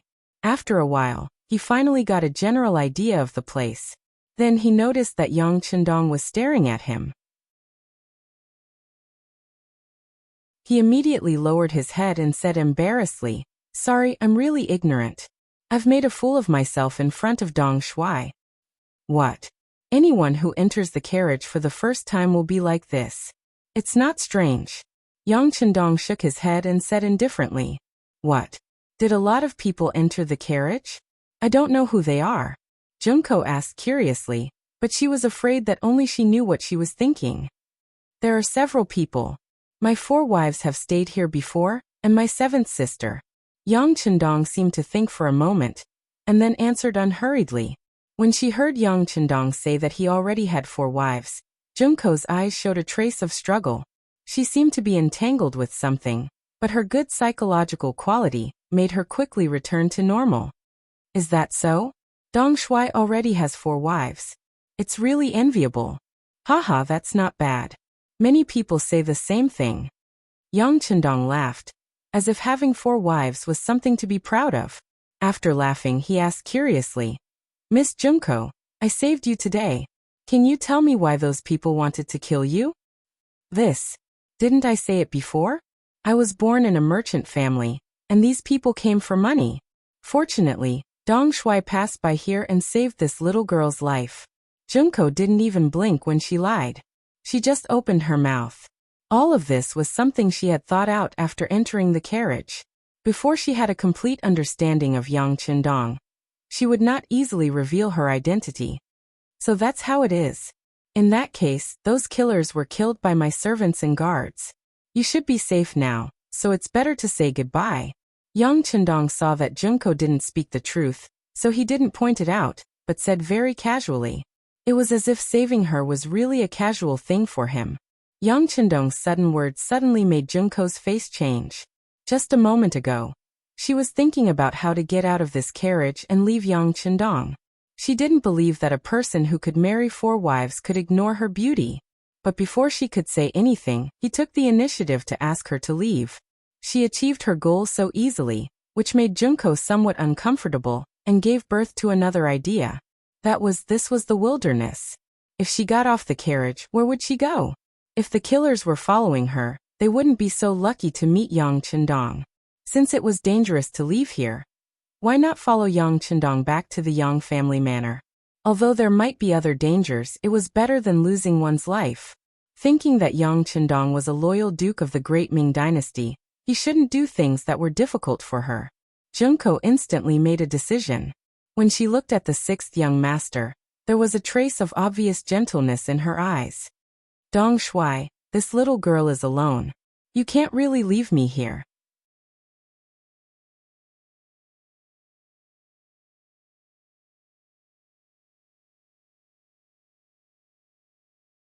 Chapter 241. Junko's appearance at the moment was very cute, her big eyes sparkling. After Yang Chendong saw it, he secretly praised her in his heart and nodded. Okay, it's a deal. The carriage had no intention of stopping.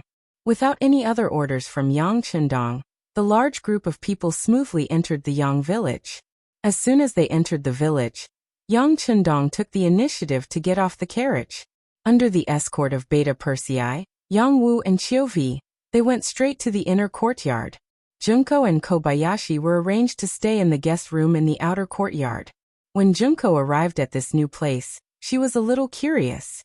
However, because she had just been frightened and the sky was already dark, she felt tired. After entering the guest room, she simply washed her face and went to sleep. Soon she fell asleep. Kobayashi was a lot more alert. Although he fell on the bed, his 6 senses were not closed. But no one had any ideas about him, so his caution was unnecessary. In the study of the inner courtyard of the Yang village, Tiger's man had rushed back. He and the people of the 5 cities warden's office had dealt with the bodies of the killers. After finding out that the killers were actually Japanese warriors, they had already reported it. The next step was handed over to the Genie guards and the East faction guards to take over. They just needed to wait for the news. Good, you did a good job. It's already late. Except for the ones on duty, everyone else should go to rest. By the way, don't forget tomorrow morning's morning exercise. Not only can you not stop, but you also have to make a noise, understand? Yang Chendong patted Tiger's man's shoulder, and after thanking everyone for their hard work, he made some arrangements for tomorrow morning.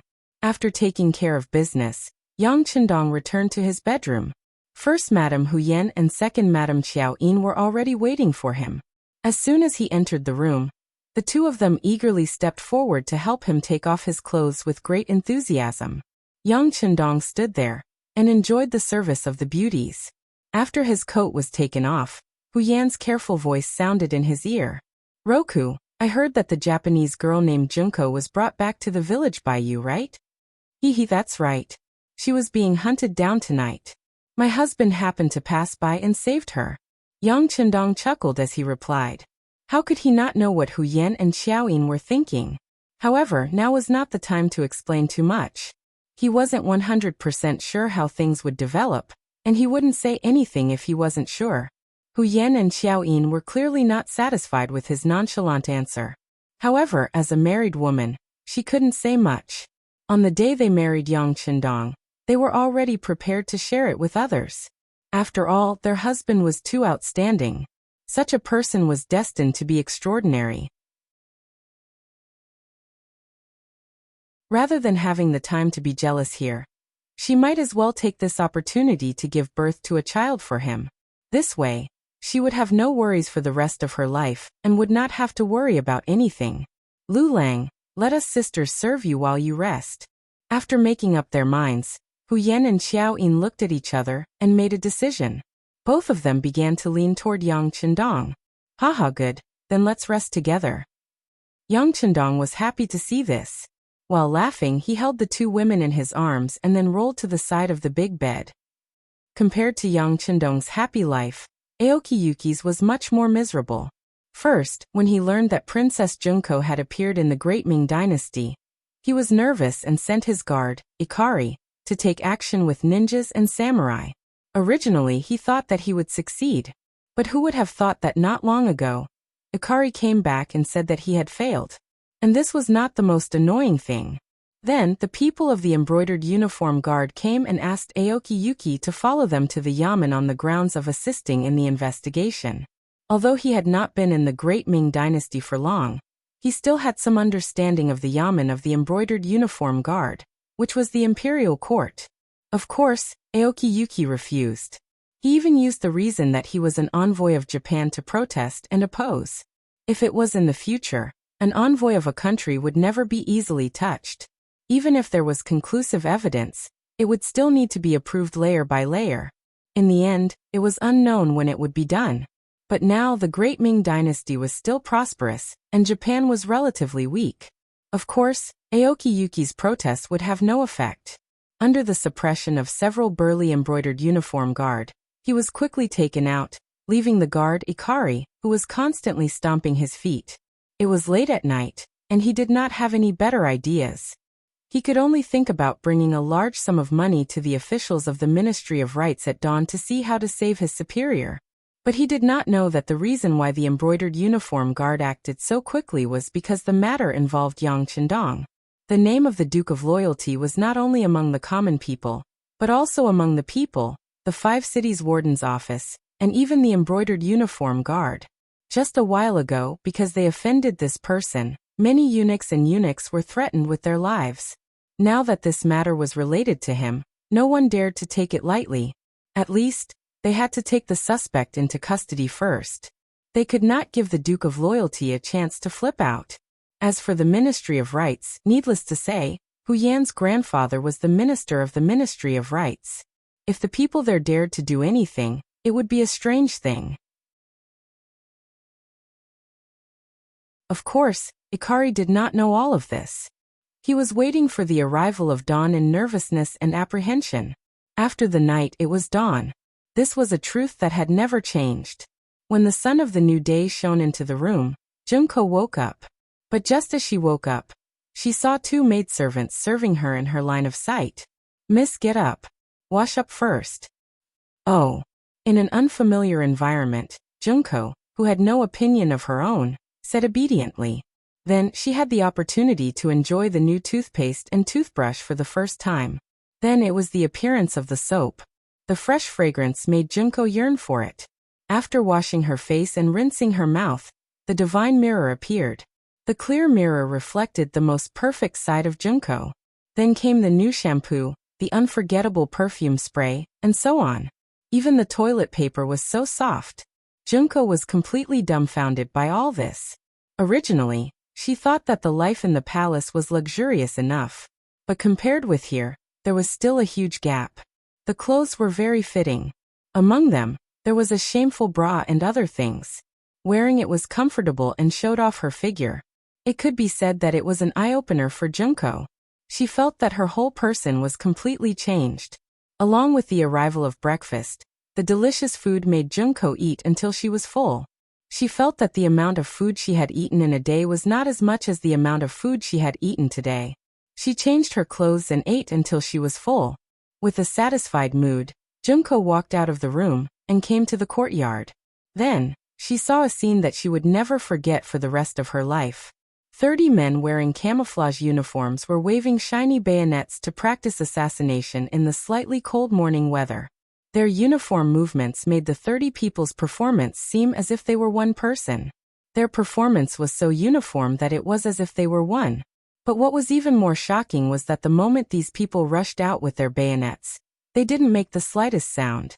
Because of this, it gave people a terrible feeling. Whether it was practicing formations or weapons, they had to shout. Only in this way could they show their momentum. But these 30 people were doing the opposite. They didn't make the slightest sound during their training. That dull feeling made people couldn't help but give birth to a sense of oppression. It was this feeling that made Junko's chest feel tight and even suffocated. In the distance, the loyal Duke Yang Chendong, who was wearing a vest, was running quickly with more than a dozen people. This scene also made Junko, who was wrapped in a coat, surprised. One must know that the new year was coming, and the weather was cold. Ordinary people couldn't wait to hide their hands and feet in a robe. But how could he wear so little? Not only Yang Chendong, but even the men around him were wearing the same clothes. They all exposed their arms and legs and ran behind Yang Chendong. Among the crowd, Junko also saw her guard captain Shaolin.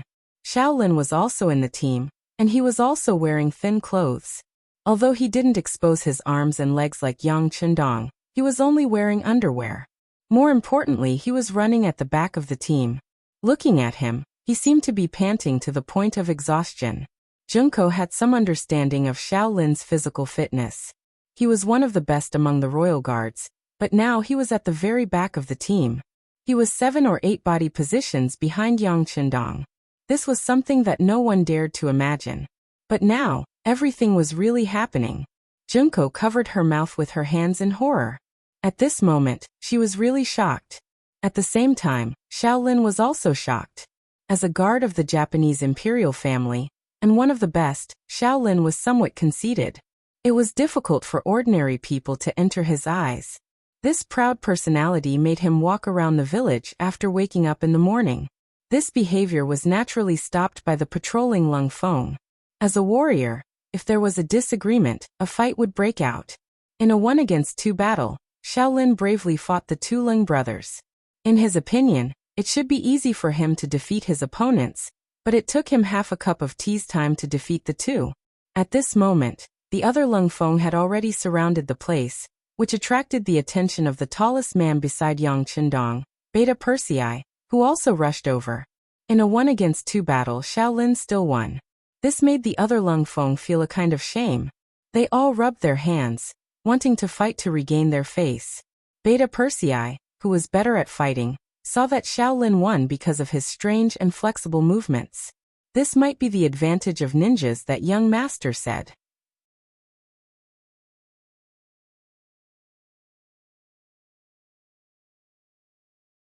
Chapter 242. His nimble movements often prevented the Lung Feng's close-range attacks from touching him. How were they going to fight this battle? Of course, this did not mean that the Lung Feng would not be Shaolin's opponent in a real fight. If they fought with their lives on the line, as long as one of them kept the opponent occupied, they could still create an opportunity for the other comrade to kill. Not to mention, when they fought with their lives on the line, would Shaolin be able to pass through the rain of bullets and reach Lung Feng? But no matter what, Shaolin had won. Beta Persei took a big step forward. You're not bad, but I don't know if you dare to fight me. Of course, you've just fought and wasted some energy. To be fair, how about I let you use my left hand? Beta Persei stood up and offered to use his left hand to fight Shaolin. This was an insult to a samurai. Shaolin would not back down. For the sake of a samurai's dignity, he readily agreed. The surrounding Lung Feng quickly moved aside, creating a large circle for the 2 of them to fight. When the 2 of them stood still, Shaolin made his move. He took a step forward and appeared behind Beta Persei. Then he threw a 1-inch punch at Beta Persei's waist. The speed of this attack was several times faster than when he was fighting against Cold Edge. This time, the other Cold Edge members who were watching the show sucked in a breath of cold air. At this moment, everyone realized that Xiao Lin had not used his full strength. Beta Persei stood there motionless, as if he did not notice Xiao Lin's attack. Only when the opponent's 1-inch punch was about to hit his waist and the distance was less than 15 centimeters, did he suddenly turn around and use his right elbow to block the 1-inch punch. Under Beta Persei's sudden counterattack, Xiao Lin only saw a blur in front of his eyes. Then he felt a sharp pain in his right fist. It felt as if he had hit a piece of iron. The strong rebound force forced him to take 3 steps back before he could regain his footing. Just as he regained his footing, a heart-piercing kick was aimed at his chest. Instinctively, Xiao Lin stretched out his fists to block, but his expression changed drastically upon contact. The power of this kick was so great that Xiao Lin couldn't block it even after using all of his strength. After being kicked, he flew backward until he flew for about 7 or 8 steps before landing on the ground with a loud crash. With just an elbow and a kick, Xiao Lin was sent sprawling on the ground. This scene naturally caused the other Lung Feng members to cheer loudly. Xiao Lin, who had been knocked to the ground, endured the pain from his arm and slowly stood up. You're just relying on your tall stature and strength. If we're competing in patience, you're definitely no match for me. You want to compete in endurance? Then why don't we run? I think this is a way to show off our endurance, right? A voice that wasn't very loud, but just loud enough for everyone present to hear clearly rang out. Listening to the voice, everyone saw Yang Qindong, who was wearing a vest and shorts, walking over with Tiger's Mane, Yang Si, Yang Wu, Yang Lu, Qiu Vi, and other members of the first guard team. Hello, young master. As soon as Yang Qindong appeared, all the Lung Feng members stepped forward to greet him, and they all stood up straight, looking very energetic. Good morning, everyone. Yang Qindong said to everyone with a smile, then walked to Xiao Lin's side. If you want to compete in endurance, this young master is going to run now. You can try to keep up with me. As long as you can surpass us, it proves that you are stronger. How about it? Hearing that there is going to be a running competition, and it was Loyal Gong who took the initiative to mention it, Xiao Lin was immediately overjoyed. In the past, when ninja training, the requirements for speed are very strict, and there are also extremely strict requirements for endurance, so running is also a common thing. Now that someone is competing with him in this direction, he won't be polite. He immediately agreed. Okay, I hope that Loyal Gong won't act shamelessly when you lose. Don't act shamelessly. Remember, if you really lose, you have to admit your shortcomings, hahaha. Yang Qindong, who looked up to the sky and laughed, said to Xiao Lin. Then he took big strides and began his morning run. Except for Lung Feng, who needs to train assassination, the other brothers followed Yang Qindong and began to run all the way. It's not accurate to say that they are running. It's far less specific than running. Because there was no intention of slowing down from the beginning, Yang Qindong, who took the lead, took big strides and accelerated his speed. Xiao Lin is indeed a little uncomfortable with Yang Qindong's running method, but he is not afraid. In his view, this is just Loyal Gong trying to show off, trying to pull away from him and make him completely lose confidence. And as long as he can keep up with the other party's pace and rhythm, the other party will be powerless in the later stage, and at that time, it will be time for him to overtake. With this thought and confidence, Xiao Lin also shook off his arms and took big strides to keep up. And this time he ran a full 6 laps. Each lap is 400 meters, and 6 laps is a distance of nearly 5 miles. His footsteps have been maintained at a constant speed, and Xiao Lin, who followed behind, did not notice that Loyal Gong is tired. This development is completely different from what he imagined. Xiao Lin used all his strength to keep up, and began to take off his clothes. Originally, because of the weather, he was tightly wrapped, but now he began to take off his coat. After a while, only his underwear was left on his body. But even so, he still felt hot. The most important thing is that the distance between him and Yang Qindong is getting farther and farther. After another 6 laps, he has already run 5 kilometers. Xiao Lin felt that he has reached his limit, but when he looked at Yang Qindong, his expression still didn't change, and his footsteps were still light. At this moment, if Shaolin doesn't know how powerful Yang Qindong is, then all his years of learning martial arts are in vain. At this moment, his heart gave birth to the idea of admitting defeat. And at this time, Junko appeared and saw the scene in front of her. The appearance of the goddess in Shaolin's heart seemed to have suddenly poured strength into him. His legs, which were originally as heavy as iron and lead, regained their strength. He began to exert his strength to chase, and he actually overtook the two guards. Yang Qindong, who was running in front, felt the change behind him. The corner of his mouth just smiled slightly, and then he also began to accelerate. The moment he exerted his strength, Shaolin, who saw a glimmer of hope, was left behind by 7 or 8 meters. The distance between the two sides continued to increase, and finally, Shaolin couldn't see any hope. At this moment he knew that he was defeated, completely defeated. When a person's heart has no hope and fighting spirit, sleepiness and fatigue will all surge into the body. Shaolin, who felt that his feet were getting heavier and heavier, finally insisted on running half a lap, and finally fell to the ground with a plop, unable to stand up. After Shaolin fell, a guard quickly came forward and helped him up. Then, a big bowl of steaming meat soup was sent to his mouth, and he was poured into his mouth. After a while, Shaolin exhaled a mouthful of turbid air, and opened his eyes again. He's fine. Send him to rest first, and at the same time, give him a nutritious meal. After seeing Shaolin open his eyes again, the expression on an experienced guard's face relaxed, and then he gave his suggestion to the other guards. Shaolin was carried away, and on the other side, Yang Qindong also finished running 10 kilometers with his brothers. After stopping, they didn't immediately rest. Instead, they did all kinds of exercises such as kicking, bending, boxing, jumping. Junko didn't know whether it was because of an illusion or some other reason, but she kept feeling that Yang Qindong's body was as light as a swallow at this moment. After a stick of incense worth of exercise, Yang Qindong ordered, "Go take a bath first, then we'll have dinner." Immediately, everyone dispersed and went to the bathhouse in the outer courtyard of Yangjia village. When everyone passed by Junko, no one even looked at her, as if she was nothing but air. If it was before, Junko, who was usually ignored by others, would definitely be annoyed and embarrassed. But now she couldn't get angry at all because at this time, Yang Qindong came to her side. "I'm sorry, your guard is too competitive, so I taught him a little lesson. But don't worry, he will be fine. After this training he will only become stronger. By the way, I'm also sweaty, so I need to take a bath first. Do you want to join me?" When he said the last sentence, Yang Qindong's eyes had a trace of a naughty smile. Junko, who was teased by his words, immediately blushed and quickly lowered her head. After a long time she said, "Who wants to take a bath with you?"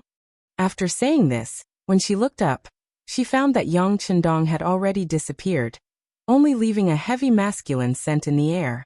But for some reason, Junko didn't feel a trace of disgust, and the appearance of Yang Qindong's strong body when he was running just now flashed in her mind. In just one morning, she had seen too many things that she had never seen before. Not to mention the countless strange things. Even her guard captain, Kobayashi, was called a weakling by Yang Qindong's words. All of this subverted Junko's previous understanding, making her curious about the Yangjia village. "I'm going to stay here and see what secrets there are." It was as if he had made a big decision and found a reasonable excuse for himself to stay. After stomping her feet, Junko turned and walked into the courtyard. When Junko came here, all the people who had just been training had changed into new clothes and were eating meat and drinking soup. The fragrance was overflowing, making Junko, who had just eaten breakfast, unconsciously felt hungry again. But after all, she was a girl and she paid great attention to her figure, so this gluttonous person didn't do anything to her. And it was in this crowd that she saw Yang Qindong, who had changed into a green robe. She saw him eating meat and drinking soup with his subordinates.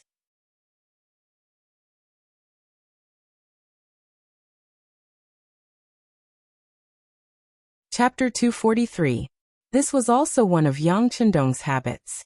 Unless there was a major event, he would do his morning exercise as usual and eat with his brothers afterwards. This was an opportunity to improve everyone's relationship. How could he waste it? The dignified Duke of the Great Ming Dynasty actually dined with his servants. How incredible was this in Junko's eyes? At least in her impression, when her father ate, except for major festivals, her mother would sometimes sit with him and accompany him. Generally he ate alone, which seemed to show his noble status. But when it came to Yang Chendong, everything seemed to have changed. But they seemed to be getting along so well. Could it be that her father's method was wrong? Or was this Yang Chendong originally a different kind of person? Unconsciously, Junko's heart was filled with more and more doubts, which also made her curious about the Yang village. Yang Chendong, who was eating, noticed the changes on Junko's face. Looking at her frowning, gently nodding, and shaking her head, he felt that she was so cute. After a while he stood up and took the initiative to come to Junko's side. "Miss Junko, I have allowed you to stay here for one night. Now it's already dawn, you should go and see your guards. If there is no problem, it's time for you to leave." "Oh, then I'll go and see little Lin Kuan." She didn't know why, but the closer she was to Yang Chendong, the faster her heart beat. She couldn't figure out the reason. So she turned around in a panic and went straight to the place where little Lin was resting.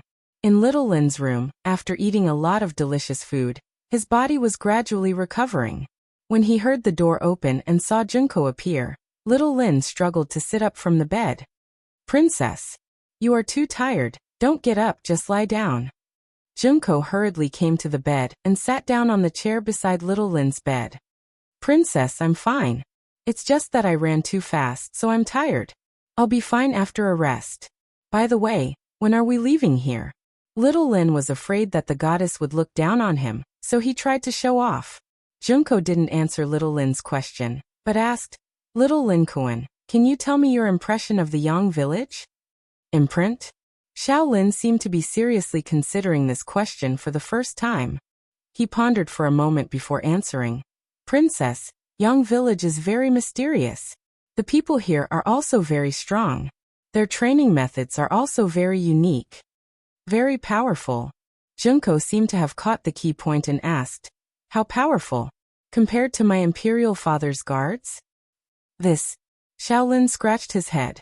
"I don't know since we haven't competed, but it seems that the people here are stronger." "What? Are they more powerful than father's guards?"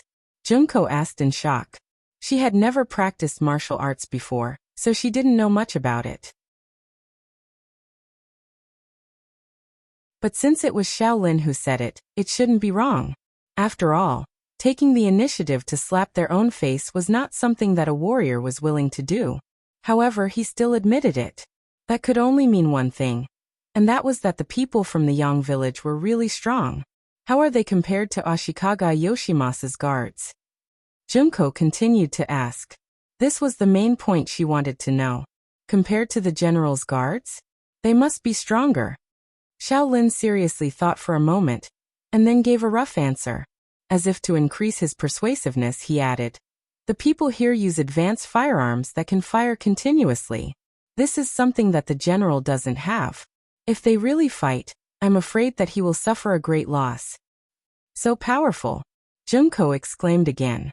This time, there was a trace of joy on her face. If everything was as Xiaolin said, then once she drew Yang Chendong to her side, it was equivalent to having the strength to deal with the general. In that case, her imperial father wouldn't be so threatened. At this moment, Junko made a decision in her heart. That was to subdue Yang Chendong and make him work for her. If this was the case, her trip to the Great Ming Dynasty would be worthwhile. "Xiaolin Kuan, your body is still very weak. How about this, you stay here for 2 days. I will explain it to Dong Shuai." Since he wanted to stay, he needed a valid reason. Xiaolin's physical condition was the best excuse he could come up with. "No. Princess, Xiaolin can continue to walk without rest. I can also protect Princess's safety." Xiaolin didn't understand these things. He just didn't want to admit defeat. "Enough." Junko suddenly stopped Xiaolin. "I said that your body is weak and you need to rest. Are you going to disobey my order?" Xiaolin was caught off guard by the sudden change in the princess, who had a gentle expression on her face just a moment ago. but the education he received since childhood made him instinctively agree. This lowly one doesn't dare to disobey princess's order. Very good, since that's the case, do as I say. Seeing Shaolin yield, Junko's face reappeared with satisfaction.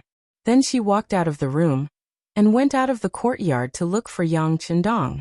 At this time, Yang Chendong had already eaten breakfast and was in his study looking at the various materials sent by the Intelligence Bureau. Hu Yan and Xiaoyin were attending to him on his left and right. The three of them were chatting and laughing, and it was truly a scene full of spring. But in this kind of atmosphere, Tiger's Mane suddenly knocked on the door and said, "Young master, Miss Junko wants to see you." "She hasn't left yet? Well, let her come in." Yang Chendong was well aware of this, but his face showed a puzzled expression, as if he was surprised by this result. On the other hand, Hu Yan and Xiaoyin couldn't help but look at him, but then they smiled like flowers. They didn't have the slightest intention to be angry. After Tiger's Mane got approval, he led Junko into the study. As she entered, the 6 eyes of the 3 women unconsciously collided with each other. This was the first time the 3 women met. Their eyes seemed ordinary, but in fact, they were filled with jealousy. Speaking of which, the 3 women were extremely beautiful women. It could be said that each of them had their own merits. Hu Yan was beautiful, Xiaoyin was full of charm, and Junko was cute and moving. Any man who could have one of them was already a blessing that he had done countless good deeds in his previous life. But when the 3 women were together with the same man, it was really like the old saying, the most difficult thing to bear was the beauty's favor. After a short exchange of glances, the 3 women separated. Hu Yan was holding a teacup, while Xiaoyin was pouring tea to express their close relationship with Yang Chendong. Only Junko was left standing there alone, seemingly a little embarrassed. With Junko's identity and the treatment she had received before, she should turn around and leave at this moment. She was the dream lover of many men. Why would she need to fight with other women for a man? But when she thought of all the things she had seen in Yang Village, she finally gave in. She would never forget the words her father said to her when she left Japan, and the eager look in his eyes. How did he promise that he would help his father find a powerful ally? And now, the ally was standing in front of her. If she gave up because of her personality, it would be too stupid. For the sake of her goal and to not disappoint her father, Junko suppressed some of her anger and said to Yang Chendong with a smile, "Dong Shuai, this little girl came to tell you that because the bodyguard's body is too weak, I want to stay for 2 more days. Please help me." On the way here, Junko was thinking about what kind of good words to say to make Yang Chendong let her stay.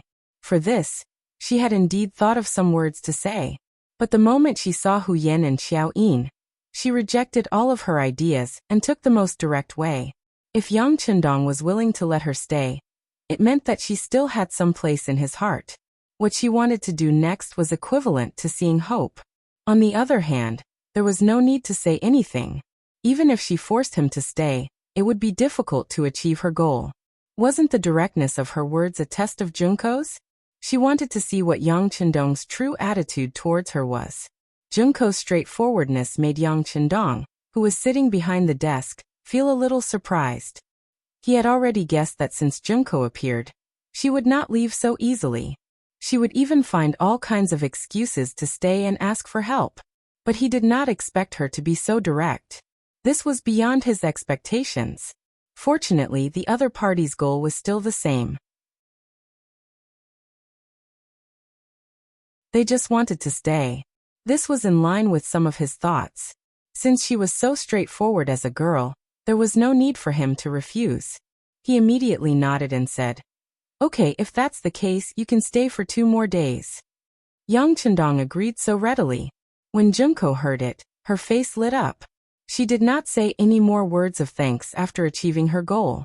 She turned around and walked out of the study, leaving Hu Yan and Xiaoyin behind. They seemed a little unhappy. Yang Chendong naturally did not explain too much about why he let Junko stay, what kind of identity she had, and how she would help him in the future. There were many things that he would not say casually before doing it. Otherwise, if Hu Yan and Xiaoyin heard it, they would think that he had lost his mind. Hee, it's going to be the new year soon. Come, Let's discuss what we should prepare for the new year. Yang Chendong laughed and hugged Hu Yan and Xiao Yin, using practical actions to divert the two women's attention. This move was really good. Soon, the two women's attention was diverted from the matter of Junko staying. They began to talk about the new year.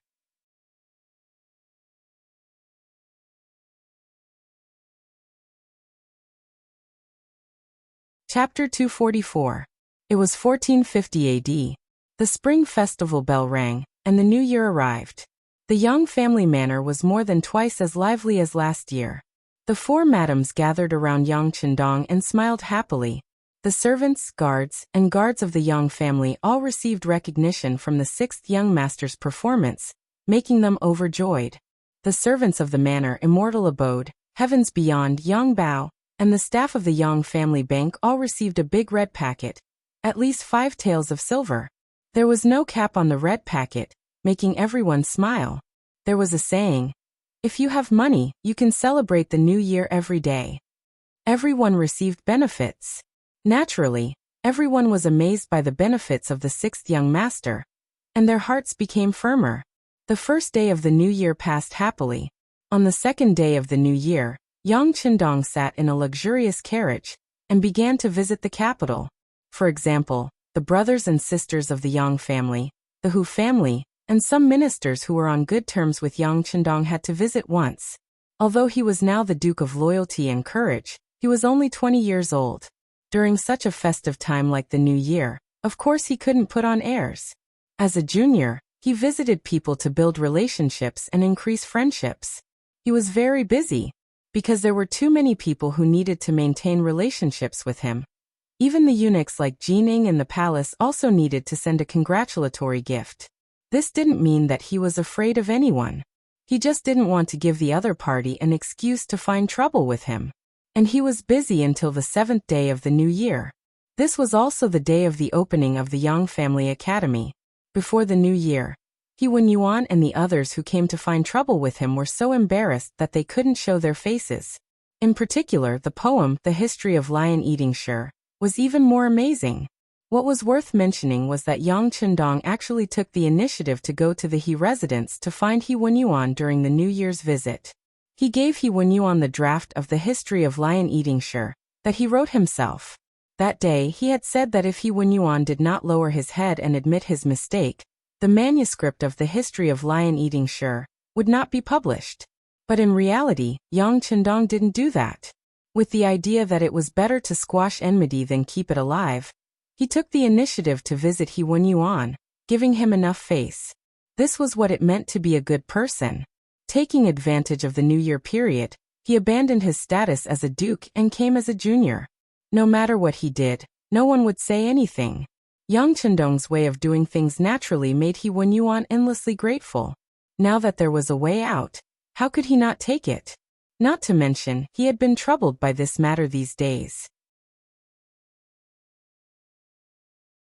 Many great scholars who were interested in The History of Lion-Eating Shi had taken the initiative to find him, saying that they hoped that he could lower his head and get the manuscript. This was another characteristic of literati. Once they encountered a good article, they would definitely want to read it. Otherwise, they would not be able to eat or sleep well. Among these great scholars, some of their identities were not ordinary. In terms of qualifications, they were comparable to He Wenyuan. This was really difficult for He Wenyuan, because he really couldn't lower his head and ask for advice from a young boy. When he was troubled, there was no lively event in the He residence this year during the New Year. At this moment, Yang Chendong came and took the initiative to give him a way out by giving him the manuscript of The History of Lion-Eating Shi. How could He Wenyuan give him any face? He personally went out of the door and welcomed Yang Chendong into the main hall with a hearty laugh. This was a handshake in peace. After settling He Wenyuan, the enrollment of the Yang Family Academy was not so stressful, and the preliminary enrollment was completed in just a few days. Not to mention, Yang Chendong was really famous. Originally, he only needed to recruit 50 people, but the number of people who signed up had reached 500. He had no choice but to get them into the academy first, and then select the suitable candidates after the assessment. On the 7th day of the new year, The entrance of the Yang Family Academy next to the Yang Family Manor could be said to be very lively. More than 500 young people stood in groups of twos and threes on the spacious square. Among them were young master nobles and young masters who wore silk and satin. There were also some poor people who wore cotton clothes, and even had patches on their clothes. The snow began to fall on the 4th day of the new year, and it continued to fall sparsely until last night. 3 consecutive days of heavy snow turned the Yang Family Manor into a white ocean. The branches, roads, and roofs were all covered with a thick layer of snow. Groups of people waiting outside the Yang Family Academy could not help but sigh at the omen of a bountiful year. They all said that today would be a good year, with good weather and a good harvest. At 8 in the morning, when the number of people gathered outside the manor had exceeded 2,000, the Yang Family Manor's gate opened from the inside. A group of mercenaries in camouflage walked out. Behind them was Yang Chendong in a green robe. His steps were steady, and his face was filled with a very amiable smile.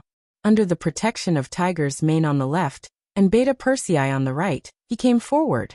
The appearance of Yang Chendong made the noisy crowd quickly quiet down. He had this kind of magic. No matter where he appeared, he would always quickly become the focus of attention.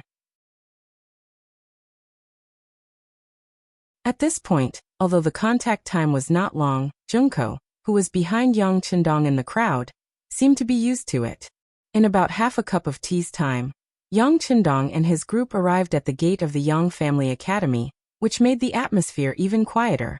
Under the watchful eyes of the crowd, Yang Chendong strode forward and arrived alone at the academy's closed door. Looking at the door with festive couplets pasted on it, Yang Chendong stood still and turned around abruptly, looking at the crowd of outsiders. "Thank you for supporting me so much, and thank you for coming to support me. Later, no matter who it is, whether or not you are selected as a student of the academy, there will be a small gift for you." "Yes, young master." Tiger's Mane, who was called, nodded in agreement, then turned back and raised his palms and clapped 3 times. After 3 claps, 4 strong men came out of the Yang Family Manor's team. They put the boxes in their hands on the ground and opened them. Suddenly, a burst of silver light shone directly into everyone's eyes. 2 boxes, a total of 10,000 taels of silver. This was the small gift Yang Chendong talked about. There were about 2,000 people here, and if it was divided evenly, each person would get 5 taels of silver. For many poor people, this was definitely not a small amount of wealth. 10,000 taels of silver with a wave of his hand immediately caused a burst of astonishment to come out from the crowd. In this regard, Yang Chendong was not surprised at all. He laughed and said, "It's still after the new year. All of this is just a gift from me to everyone.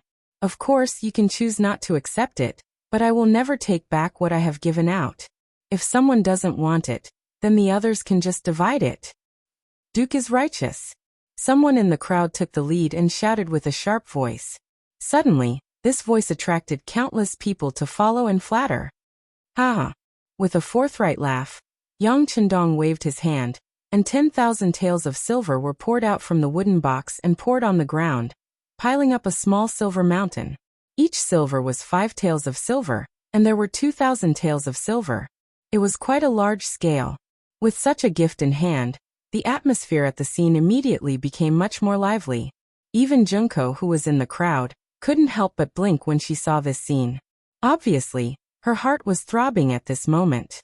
Since she was young, she had learned Han culture under the guidance of others, so she understood the great Ming dynasty better than the average person. Naturally, she knew that 5 taels of silver per person could help an ordinary person a lot, and could buy a lot of good things. 10,000 taels of silver. There were not many people in the entire great Ming dynasty who could do this.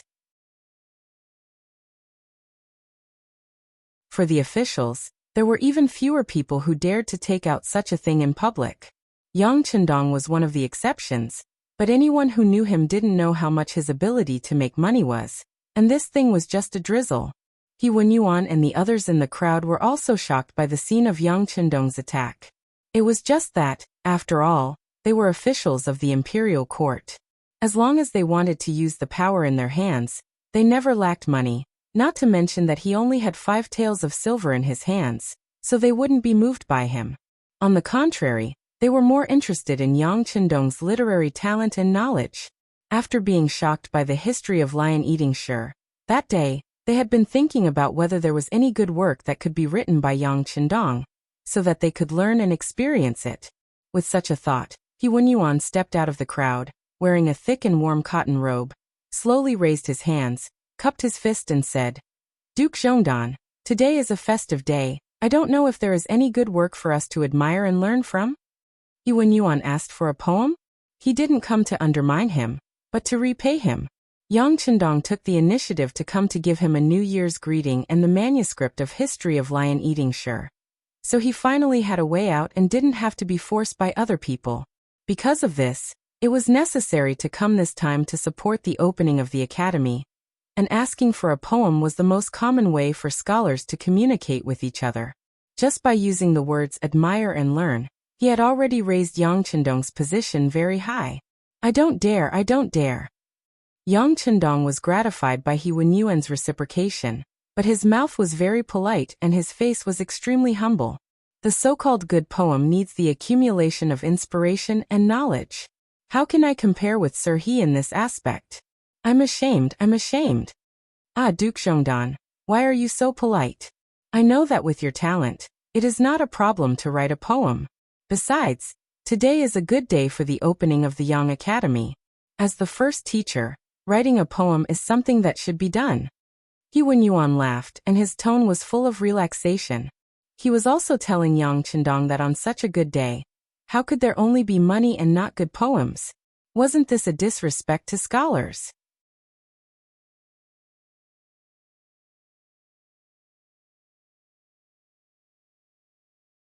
Chapter 245.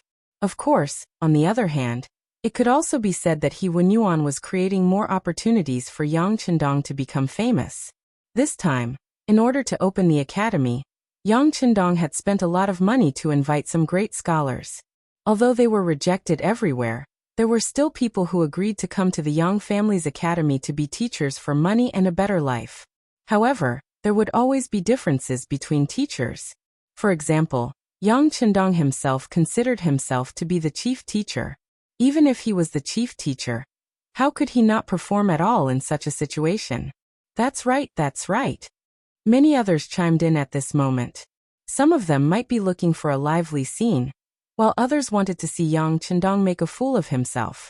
Of course, there were also some who wanted to listen to a good article that could shake the ancients and dazzle the contemporaries to comfort themselves.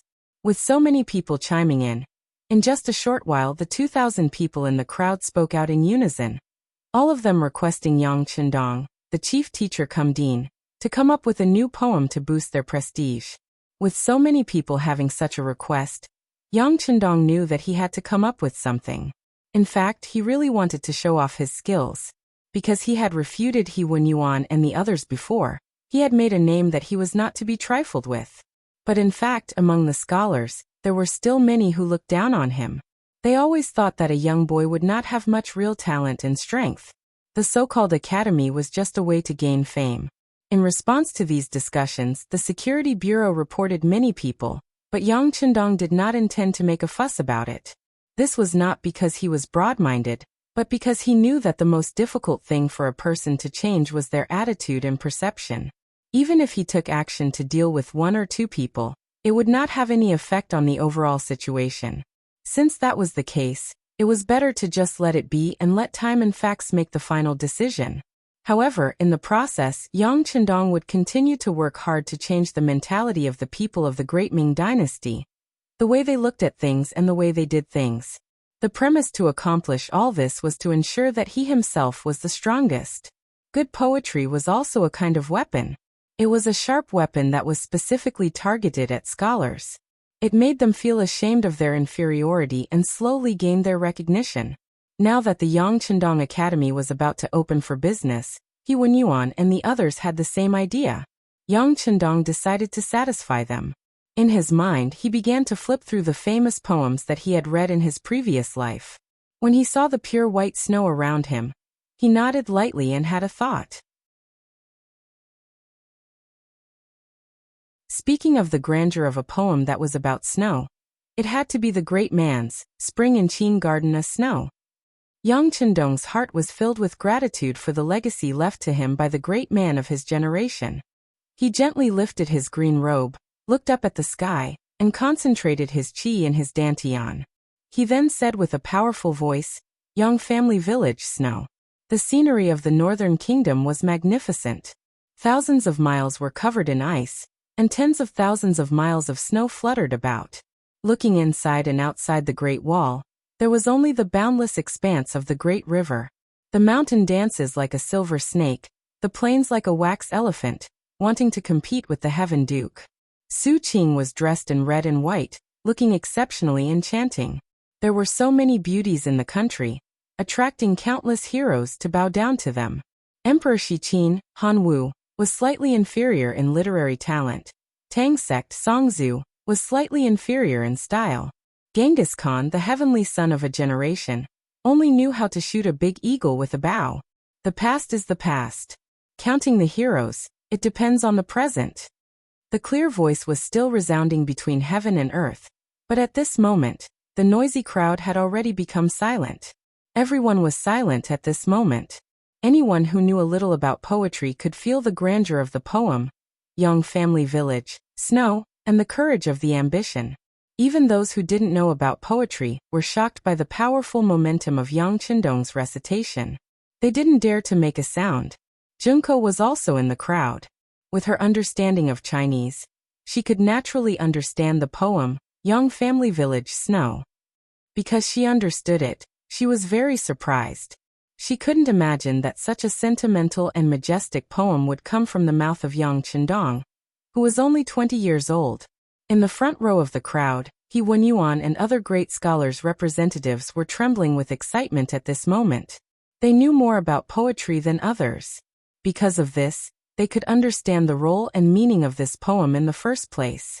If the previous history of the lion eating the Shi family was a work of trickery and was created with enough understanding of Chinese characters, then Yang Family Village, Snow showed a kind of broad feeling and a kind of lofty ambition. The past is the past. Counting the heroes, it depends on the three words, the past is the past in the present. The words were full of endless meaning, and it was a wonderful finishing touch. The history of the feudal society in China was briefly mentioned, and it turned to the present era of the poet, pointing out the theme of counting the heroes. It depends on the present era. The present era was a new era, and the new era needed new heroes to lead it. The heroes of the present era lived up to the mission of history and surpassed the heroes in history. They had more outstanding talents and would create unprecedented great achievements. This was the poet's firm self-confidence and great ambition.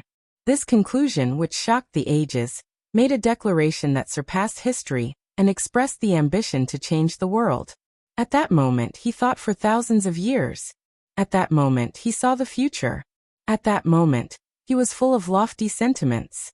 At that moment, he looked down on the past and present. The entire poem reflected a kind of broad-mindedness and arrogance. Every sentence carried an extremely deep meaning.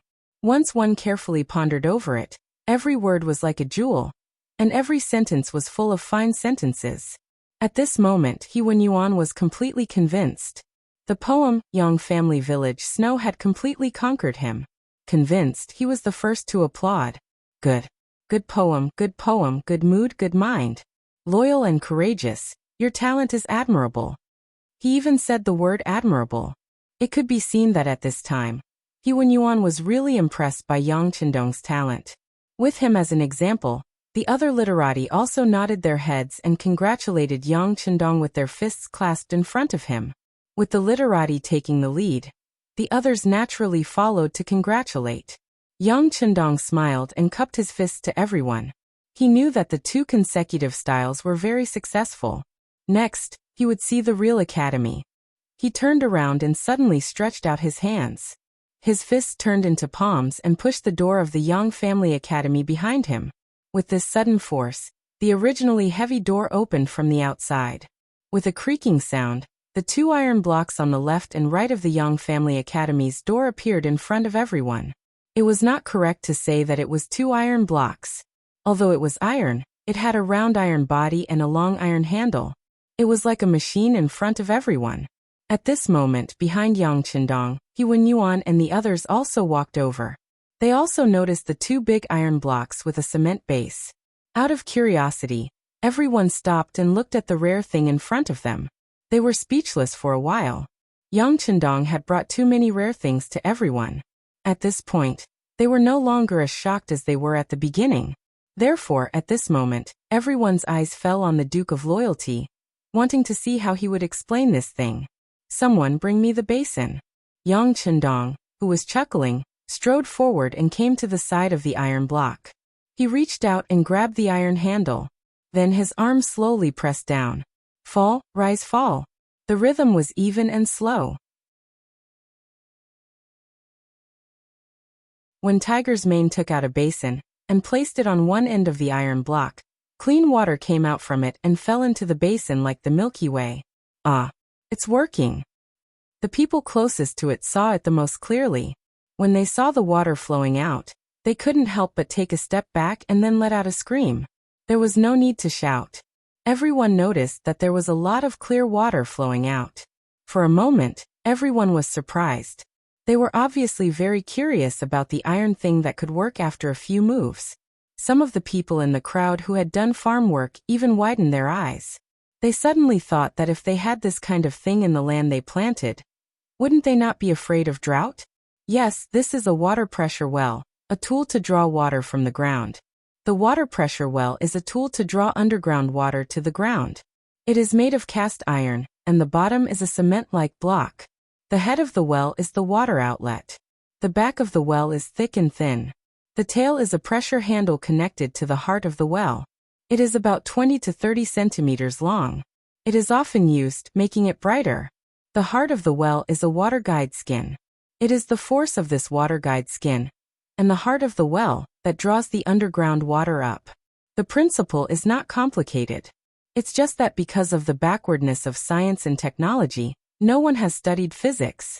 Everyone wants to learn from the sage and Confucius. Naturally, they have no time to care about other things. This is the water pressure well. It can draw underground water up to a few meters deep, or even a dozen meters deep, to the ground through this method. With such a thing, people don't need to go to the river or the well to draw water in the future. They only need to install such a thing in the small courtyard to solve the problem of drinking water. When this thing is placed in the field, the problem of drought will be solved. Looking at the eyes focused on him, Yang Qindong's words were powerful and resonating, shaking the eardrums of everyone present. Ah, is it really so magical? Quick, who is going to try the other one, and see if it can really draw water? He Wenyuan was also shocked by Yang Qindong's introduction. He remembered that there was a well in his courtyard. Usually, water was taken from there. However, there would often be dirty things falling on it. For the sake of cleanliness, it naturally needed someone to take care of it. However, there was no guarantee that the water was clean. But now, there was such a thing that could make water appear on the spot. It was really convenient and much more hygienic. When He Wenyuan shouted, someone had already walked over. He reached out and pressed the iron handle of the water pressure well. After more than 10 times, water began to flow out of the iron mouth. Some people couldn't help but curiously go forward to have a taste. They immediately shouted excitedly, "So cool, so sweet."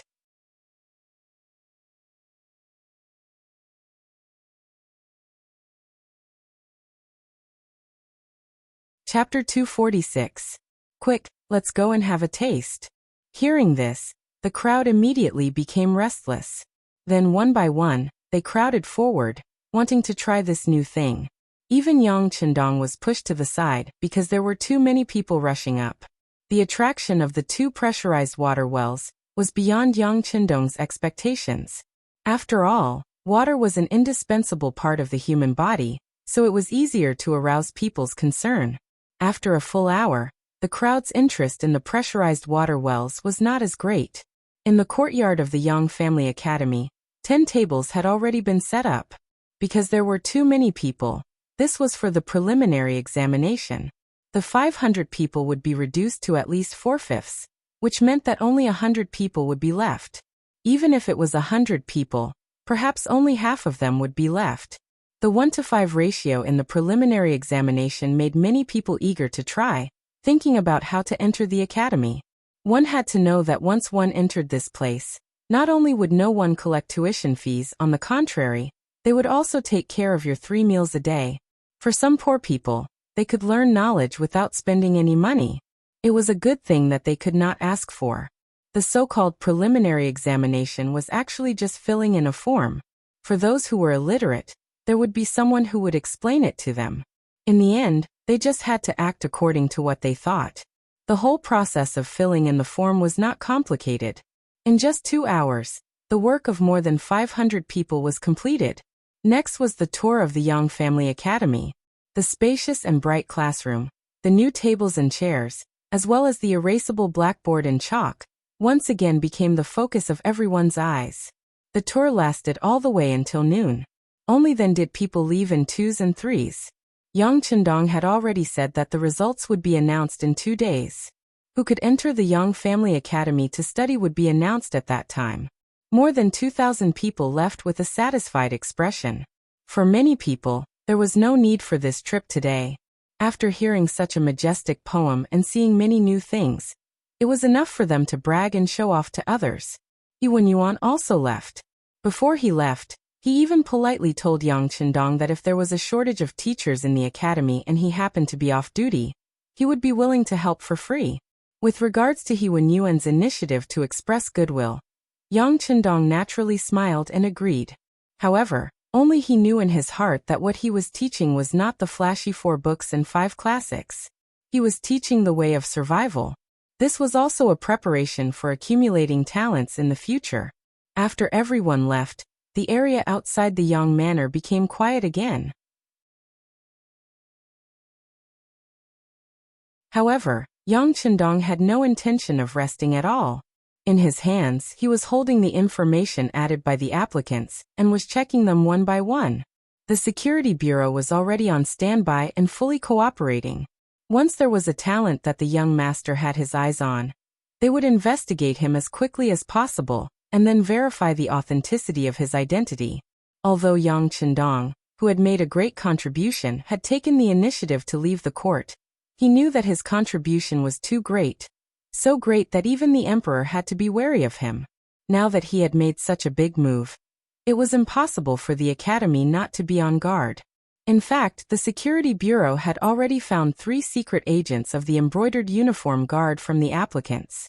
Although they were good at forging identities, in front of the extremely professional Security Bureau, they still revealed their fox tails.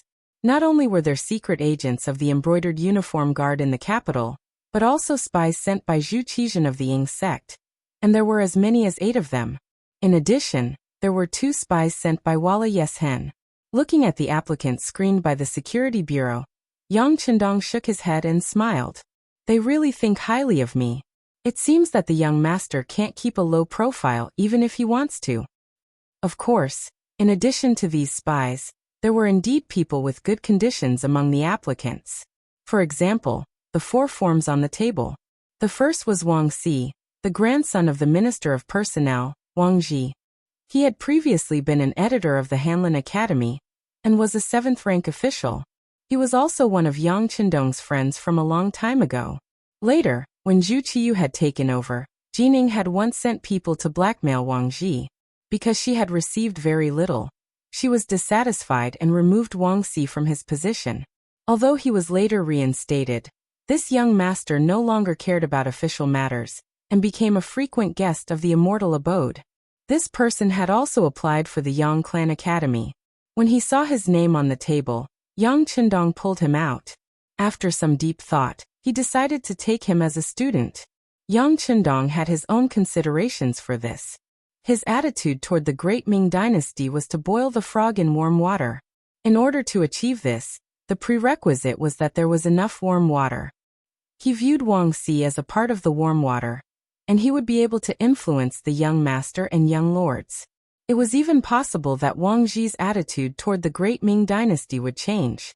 Yang Chendong had been very close to Wang Si for a period of time, so he had a certain understanding of this person.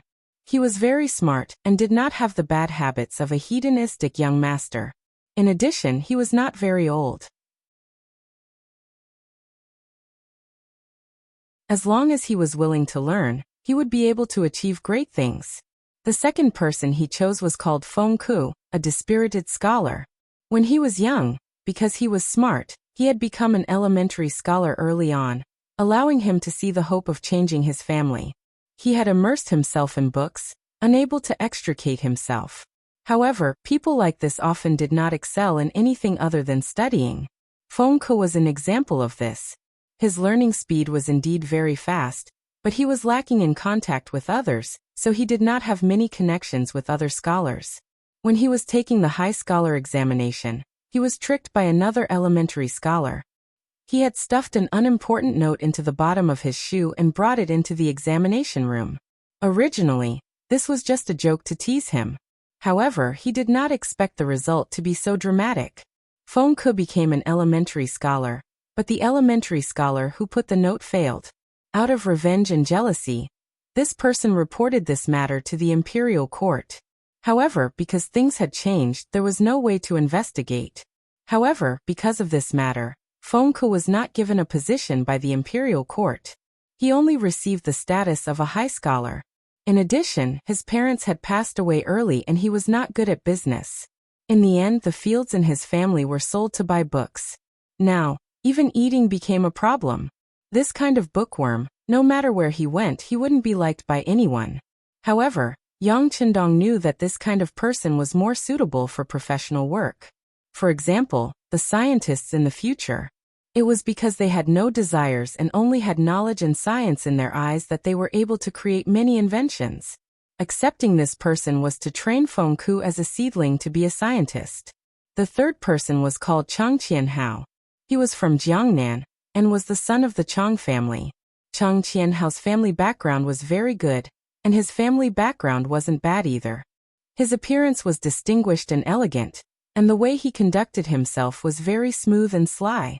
More importantly, this person had a good hand in calculating accounts, so much so that he was called the divine mathematician. He was chosen by Yang Qindong because he was good at arithmetic. As his business grew bigger, there was a lack of talents in this area. He was going to train this person as a future finance official. Although the Chang family was rich, Yang Qindong did not care about them. He believed that when he gave enough benefits, Chang Qianhao would know how to choose. Not to mention, he was confident that in the process of teaching him, he would completely convince this person. The last person's identity was a bit special. Not only was she a woman, she was also an armed escort. The profession of an armed escort was still very dangerous. After all, there were not so many cameras in ancient times. It was not like where the money trucks were attacked. Usually there would be a lot of clues. It was because of the lack of information that robberies happened again and again. It also made this profession very risky. Men were not willing to take such a big risk, let alone a woman. However, this woman could choose this profession, which showed how powerful she was. Tai Qingyi, 23 years old, was called Iron Face and Benevolent Heart. Iron Face referred to the woman's serious face. Benevolent Heart referred to her bodhisattva's heart. According to the investigation of the Security Bureau, most of the money this woman earned was given to the poor people.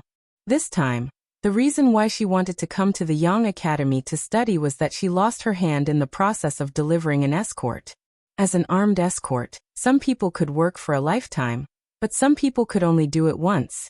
It all depended on her to ensure that the escorts were not lost.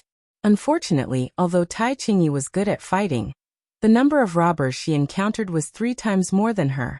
She was outnumbered and finally lost her escort, which made her lose her livelihood. She came to the Yang Academy to find a chance to survive and learn more skills.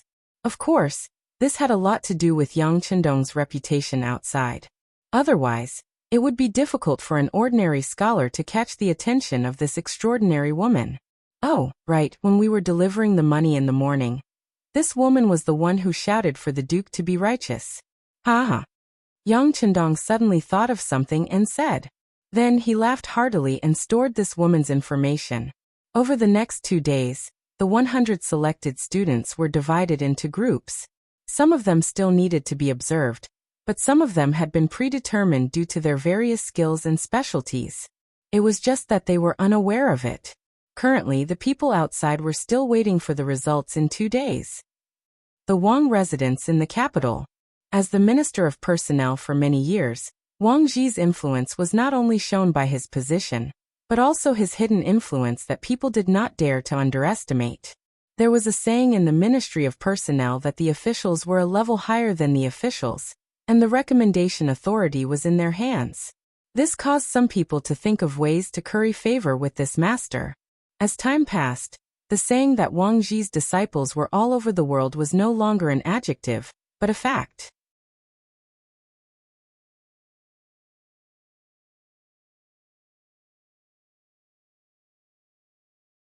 Chapter 247. Wang Ji was so prestigious, but his most beloved grandson, Wang Si, did not go against his wishes and applied for the Yang Academy.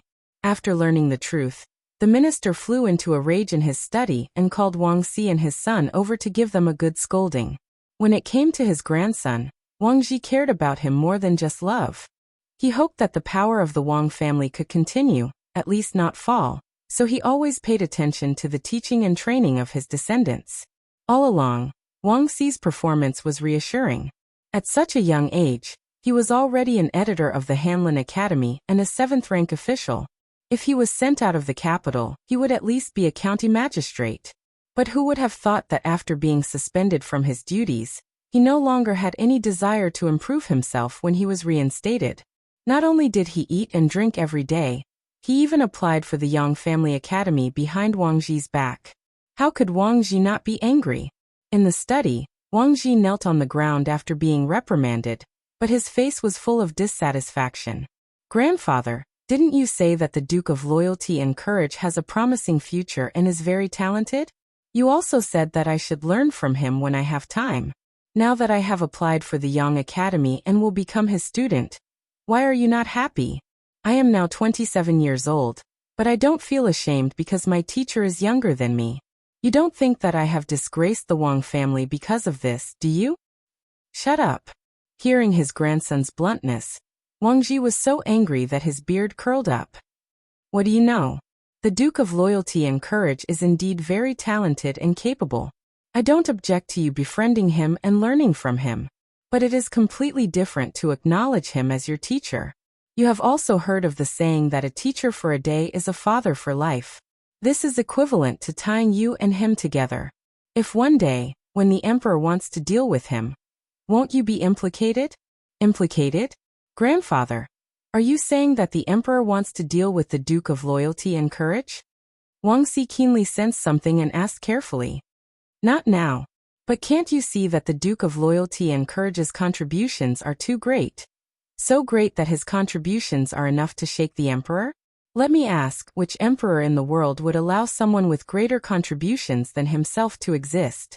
It's only a matter of time before we deal with him." Wang Ji shook his head and said with certainty. What Wang Ji said was not only what he thought, but also what the other officials thought. Everyone almost unanimously thought that the emperor would deal with Duke Zhongdan sooner or later. He didn't make a move now because there were still too many places that needed to be used. However, once the emperor's position was completely stabilized and his strength increased, how could a mountain contain 2 tigers? It was precisely because of this that many officials did not get too close to Yang Qindong. In case something happened to the loyal and courageous minister in the future, someone would settle accounts after the autumn and find trouble with them. While everyone was thinking of ways to distance themselves from Yang Qindong, his own grandson had taken him as a teacher. No wonder Wang Ji was so angry. "You haven't done anything to the Duke of Loyalty yet, have you? Besides, your grandson thinks highly of the Duke of Loyalty and Courage. When he first entered the capital, I sensed that he wasn't ordinary. Along the way, the facts have proven this. Even the Walla's army was defeated by him. If His Majesty wants to do anything to him, he probably won't be able to get much out of it. If things go wrong, he might even end up injuring himself. If that's the case, your grandson has walked the right path today, taking the initiative before others. Wuxia didn't think much of his grandfather's words. In truth, with his intelligence, he had already analyzed the situation. After analyzing it, he had come to this decision. He believed that one couldn't put all their eggs in one basket. Otherwise, that would be the easiest way to cause problems. Wuxia's retort left Wang Ji speechless. Only now did he understand that it wasn't that his grandson didn't understand, but that he knew everything, which was why he had come to this decision. Seer, do you know how risky this is? Grandfather, your grandson has thought about it. But as long as your majesty is still on the throne, the Wang clan will be fine, and your grandson will also be fine. Besides, your grandson isn't the only one taking the Duke of Loyalty as his teacher. If your grandson discovers that the Duke of Loyalty isn't as formidable as you imagined, your majesty can use your authority to ground your grandson at any time. If that really happens and the matter gets out, even if something happens to him one day, no one will use this matter to make trouble for our Wang clan. Wang Xi's frank words left Wang Ji completely dumbfounded. He hadn't expected that his grandson, despite his young age, would be able to think of everything. If that was the case, what was there to worry about? As long as he discovered that Yang Chendong wasn't someone who could accomplish great things, he could bring his grandson back. Not only that, he could also tell the outside world that he had sent his grandson to investigate. If things went well, there was a high chance that this would turn into a great achievement. The worst-case scenario was already bearable. Wang Ji did not try to stop his grandson and agreed to it. Now he was worried that his grandson would be accepted by Yang Chendong because of his relationship with him. If he couldn't enter the Yang Academy, then all of his thoughts would just be a bubble. This night, not only the Wang clan, but many other people were worried about this problem. Even the commander of the embroidered uniform guard, Lu Gui, who had sent out undercover agents, was worried. Although the 3 agents he sent out didn't seem to have any relationship with the embroidered uniform guard on the surface, it was true. As long as someone investigated carefully, they could still find some clues. If that was the case, wouldn't Yang Chendong think that he was a little girl and come to find trouble with him? For some reason, when he thought of Yang Chendong's strength, Lu Gui's heart was beating like a drum. This person wasn't someone to be trifled with. Furthermore, he never did business at a loss. At least, Lu Gui had never profited from his dealings with him. Lu Gui was still thinking about how to scheme against Yang Chendong. However, he didn't know that he had already been schemed against by someone else.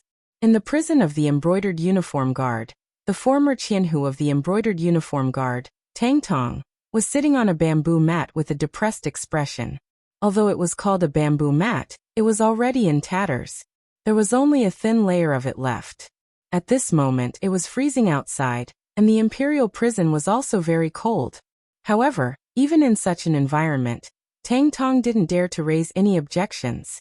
As a former Qianhu, he knew the rules too well. Many times, if you didn't speak or make a sound, you might suffer less because you were forgotten. However, if you insisted on standing up, these jailers wouldn't care about your previous position when they beat you up. He hugged his knees and sat on the ground. His eyes were listless and spiritless. Even when he heard the approaching footsteps, he didn't raise his head. It's time to eat. It was the jailer who gave out the food. When he walked past Tang Tong's room, a slightly moldy and black steamed bun was thrown out and rolled to his feet. This was Tang Tong's dinner. If it was outside other than a beggar, it would probably be very difficult to attract anyone's attention. However, in the imperial prison, it was a good thing that could save lives and keep them alive. He was indeed a little hungry, but this black steamed bun really couldn't arouse his appetite. At this moment he couldn't help but hate his choice. Why did he believe that Jining had to stay in the capital? If he had made another choice at that time and followed Chao Jixiang to Nanjing, perhaps it would have been a different scene. He sighed in his heart and reached out to take the black steamed bun. Then he put it into his mouth with a hopeless expression. After taking a bite, the gloomy Tang Tong was still regretting his choice. However, after chewing a few times, his expression suddenly froze. Subsequently, his eyes widened as he vigilantly scanned his surroundings. When he saw that no one was paying attention to him, He carefully spat out the steamed bun that he had swallowed into his hands. Then he saw a small piece of paper that was sandwiched between his hands. There was actually a piece of paper in his steamed bun. From the looks of it, there seemed to be writing on it. Tang Tong's heart thumped. He didn't believe that this was caused by the chef's carelessness. His intuition told him that someone must be sending him a message. But who could send him a message? He was now almost a cripple. Who would think of him? And who would have such great ability to avoid the jailers and bribe them to send him a message? How much power did this person have? With all kinds of questions, Tang Tong carefully opened the paper in his hand. Immediately, 3 lines of small words entered his eyes. At this moment, his breathing began to quicken, and soon his eyes were filled with tears. Duke of Loyalty, it's actually the Duke of Loyalty. Yes, only he would be willing to use silver. He also has so much silver to do whatever he wants in the imperial prison. Thinking so in his heart, he quickly digested the contents of the paper. Not long after, his face began to change greatly. Then his expression slowly calmed down. After a while, his heartbeat calmed down and his emotions calmed down. Tang Tong put the paper back into his mouth and swallowed it. Then he stood up and held the iron cage with both hands and shouted outside. Come, I want to see Jiqian. I have something important to report. Today was the day of the Yang Family Academy's enrollment. In the morning, there were many people gathered outside the Yang Family Manor. Although it couldn't compare to the Xiaocai, High Scholar, and Jinsher. But for many people, if they could enter the Yang Family Academy, it would be a fresh start in their lives. When most people had gathered and the sun slowly rose, a group of people walked out of the Yang Family Manor. They held a list written in red words in their hands. Under everyone's gaze, they pasted it horizontally at the entrance of the Yang Family Academy. A total of 100 names appeared in front of everyone's eyes. When the list was posted, it immediately attracted many people to rush over and look up at the bottom of the list. There was only a 1/5 acceptance rate, and it was the early acceptance rate. Naturally, most people left with a face full of disappointment. But at the same time, there were some people who were excited. They had been chosen. In the eyes of these people, there were some who were excited, and some who were even arrogant and condescending.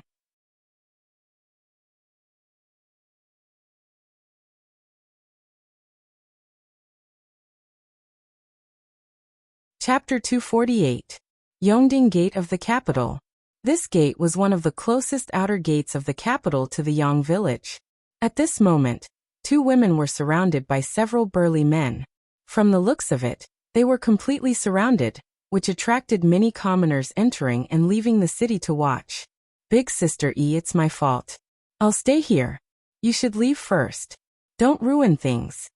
The petite woman said to the woman who was clearly half a head taller than her with a face full of grief and indignation. Her face was filled with anxiety and concern. He looked at the tall woman. Although she seemed to be in a hurry, she stood there with her legs like pillars. She didn't seem to have any intention of leaving. Little Sister Ping, how can Big Sister leave you alone? Besides, didn't you persuade me as well? The Yang Clan Academy and Dong Shui won't accept a girl as a disciple. I have no hope at all. Since that's the case, what difference does it make whether I look at the list or not? On the other hand, Yu Xiong's grandfather is the current Minister of Justice, Yu Shiyue. He's a favorite of the Emperor. If I offend him, I'll be in big trouble. The woman who spoke was Tai Qingyi. She used to be an escort and was nicknamed Iron-Face Benevolent Heart by the people of the Jianghu. 3 days ago, she applied to the Yang Clan Academy. The girl beside her was called Jiang Ping. She was her sworn sister of the opposite sex. The 2 of them used to be escorts together. Later, Tai Qingyi made a mistake and was fired from the escort agency. She followed her out. In desperation, she thought of applying to the Yang Clan Academy. In the Jianghu, the name of Dong Shui was equally well known. Although they didn't have much hope, they wouldn't lose anything by giving it a try, right? Today was supposed to be the day of the announcement, so the 2 girls were going to the Yang Academy 15 li south of the city to take a look. However, because they were in a hurry, they weren't careful when they walked. Coincidentally, they bumped into Yu Xiong, who was riding a horse at the city gate, and almost frightened his horse. Although they were saved by the Yu family servants, Yu Xiong was a young master and relied on his grandfather's high status and power. How could he suffer such a loss? He immediately demanded compensation from Jiang Ping. Then, when he saw that Jiang Ping and Tai Qingyi were quite pretty, he pestered them even more and refused to let them go. He even ordered his servants to surround them tightly. From the looks of it, he was clearly going to take them away and do something improper. When Tai Qingyi refused to leave, Jiang Ping became even more anxious. She was afraid that she would delay her sister's important matter. When she looked at Yu Xiong, who was riding on the horse with his head held high, she blurted out, "Young Master Yu, please let my sister go first. She has already applied for the Yang Family Academy." This time, she is going to look at the roll of pills. If she delays her important matter, can you bear the consequences? Jiang Ping wanted to use the Dong Shui to suppress Yu Xiong. This was also based on the rules of nobility. After all, whether it was the name of the Dong Shui or the name of the Duke of Loyalty and Courage, it was far from being comparable to a little young master who only knew how to rely on his family. There was nothing wrong with Jiang Ping's strategy, but she neglected a problem. Yu Xiong was a hedonistic young master. When he did things, he would rarely use his brain. If the person in front of him was Yang Chendong, perhaps he would retreat. However, how could the name of the Dong Shui scare him? Not to mention, at home, he had heard his grandfather unintentionally mention that there were still many scholars in the world who were against the Yang Family Academy. Thus, he was even more fearless. "Oh, is that so? Then you are already a member of the Yang Family Academy?" Yu Xiong chuckled and said with a playful expression. Not yet." Jiang Ping shook her head with a very honest attitude. "Since you are not, how can you use the name of the Yang Family Academy? Besides, even if you are really a member of the Yang Family Academy, you have to give this young master an explanation for startling this young master's horse, right? People always have to be reasonable." "Haha, someone come bring the two of them back. This young master wants to properly interrogate and investigate." A trace of urgency appeared on his face, showing that at this moment, Yu Xiong's brain was already filled with lust, and he could not wait any longer. "What are you doing?" Seeing the numerous Yu family retainers closing in on the two of them, Tai Qingyi asked with a steely expression. She already had a premonition that something was going to happen, and with her skills, she was not very afraid. However, she was worried that if she really made a move here, in the capital, wouldn't she be committing a crime? If that was the case, there would be no place for her in this vast world. "What are we doing?" "Bring you back." The surrounding Yu family servants, seeing that their young master had given the order, how could they still be polite? Each of them laughed sinisterly and began to walk closer with large strides. These people had been following Yu Xiong for a few years and were very clear about their young master's temperament. Since these two women had been bumped into, they would definitely not be able to escape from the devil's claws. Moreover, not long after, when he was tired of playing with them, he would reward them. Looking at the two of them, the servants could not help but have a good time. 7 to 8 servants surrounded them in a circle. Seeing that they were getting closer and closer, Tai Qingyi had no choice but to clench her fists in order to protect herself. From the looks of it, it was obvious that a fight was going to break out at any moment. As for what would happen after a fight, it would be a matter of taking one step at a time. The surrounding commoners, seeing that a fight was about to break out, were all worried for the two women. However, their words carried little weight, so they did not dare to act rashly. Otherwise, not only would they not be able to save the two women, they might even get themselves into trouble. However, even if some people were afraid, there were still some who were not. Seeing that the burly servants were about to surround the two women and capture them like eagles catching chicks, a shout came from outside the crowd. "Stop!" As the voice fell, it attracted the attention of the commoners in the crowd. Then, a man dressed in brocade strode over under the protection of two servants. As he walked, the middle-aged man said with a face full of anger, "In broad daylight, the world is clear and bright, and in the capital, what are you people trying to do? Even if you have broken the law, the Yamen will judge. It's not up to you to privately punish, is it?" The man's face was full of righteousness, and his words were reasonable. The servants actually forgot to take action and looked at each other. They were clearly shocked by the man's imposing manner. "Who are you?" Yu Xiong said with an unhappy expression. Just as the prey was about to fall into his hands, a troublemaker suddenly appeared. No one would be in a good mood. "And who are you?" In the face of Yu Xiong's arrogant question, the righteous man smiled. His name, Yang Yang, had spread throughout the capital, and there weren't many people who didn't know his name. It was no wonder he had a playful smile on his face when he ran into a hothead who didn't know his identity. As Yang Chendong's fourth brother, his influence had recently flourished. Anyone who knew his identity, which one of them didn't give him enough face? He had face in front of outsiders, and he could enter and leave the immortal abode whenever he wanted. After eating and drinking to his heart's content, he only needed to say that he was going to pay the bill, and he could leave. How comfortable was this kind of life? All of this had been brought about by his sixth brother, and Yang Yang was very clear on this point. It was precisely because of this that he attached great importance to anything related to his sixth brother. When he found out that the Yang clan's academy was opening its enrollment today, he wanted to go and congratulate them. But he hadn't expected to run into such a situation at the city gates. Seeing that Yu Xiong was clearly bullying the weak, Yang Yang felt indignant in his heart. Thus, he shouted loudly and stepped forward. He originally thought that since he had only startled the horse and hadn't injured anyone, the other party would definitely give him face. But unexpectedly, the other party didn't recognize him, and he couldn't help but laugh heartily. This young master is surnamed Yang, the fourth young master of the Yang clan. You'd better remember this well. Yang Yang took the initiative to announce his name, hoping to turn the matter into a small one. Since he had already revealed his identity, as long as the other party knew how to do things properly, they would definitely give him face. In return, he would remember this person and return this favor sooner or later. "Ah, you're the fourth brother of the East Marshal. We're applying to enter the Yang Clan Academy. We were originally going to look at the rankings today, but we ended up startling the horse in our haste. Fortunately, nothing happened." Jiang Ping was overjoyed when she heard Yang Yang announce his identity. Now that the Yang family had come, it seemed like nothing would happen today. "Wait a moment. What do you mean nothing happened? I was so scared that my heart almost jumped out. I must have suffered some internal injuries, so you must come back with me. Once this young master finds a doctor and confirms that I'm fine, I'll let you go."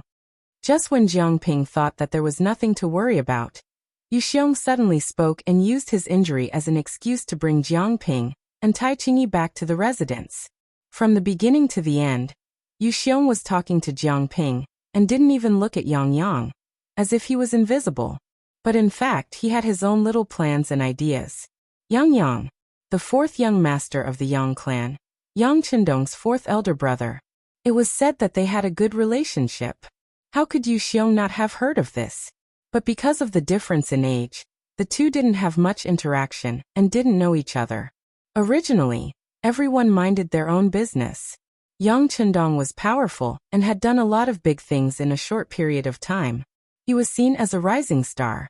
But how could the Yu clan be bullied so easily? The Minister of Justice was in charge of all punishments in the world. His power was unimaginable.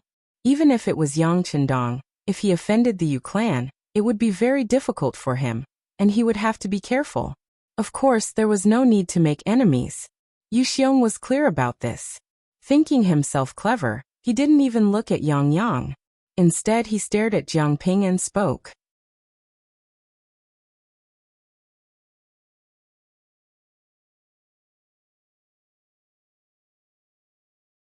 Chapter 249. When Yang Yang heard from Jiang Ping that they had applied for his sixth brother's Yang Clan Academy, he felt relieved.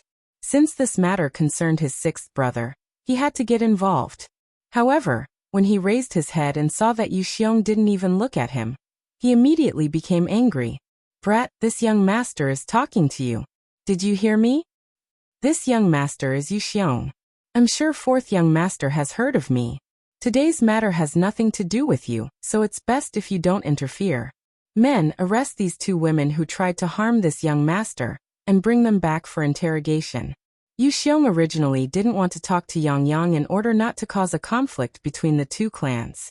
However, seeing that the other party didn't recognize him, he immediately revealed his identity and advised him not to meddle in other people's business. Otherwise, he would only be losing face. Although Yu Xiong's words were ear-piercing to Yang Yang's ears, he felt somewhat helpless. He had naturally heard of Yu Xiong's name. After all, there were only a few high-ranking young masters in the capital. As long as one paid attention, they would know a little. As someone who had been in the capital for several decades, how could Yang Yang not know? Usually, everyone really had the idea of minding their own business. But if they really met face to face one day, they would just greet each other and it would be over. This was because the Yu clan wasn't to be trifled with. However, he didn't ask about the other party's identity before stepping forward.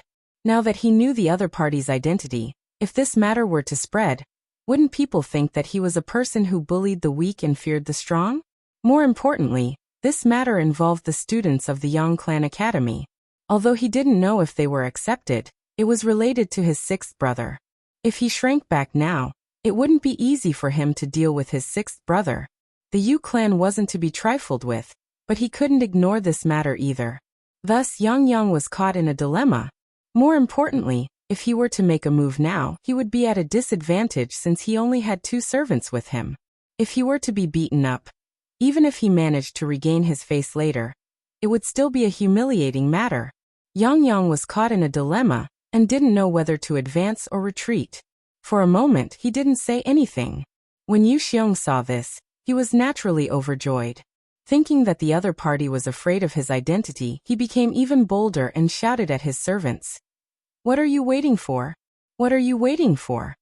Since their master had given the order, the 8 servants no longer held back. They surrounded the 2 women and stretched out their arms to grab them. "Sister, what should we do?" Jiang Ping saw that the other party had made a move.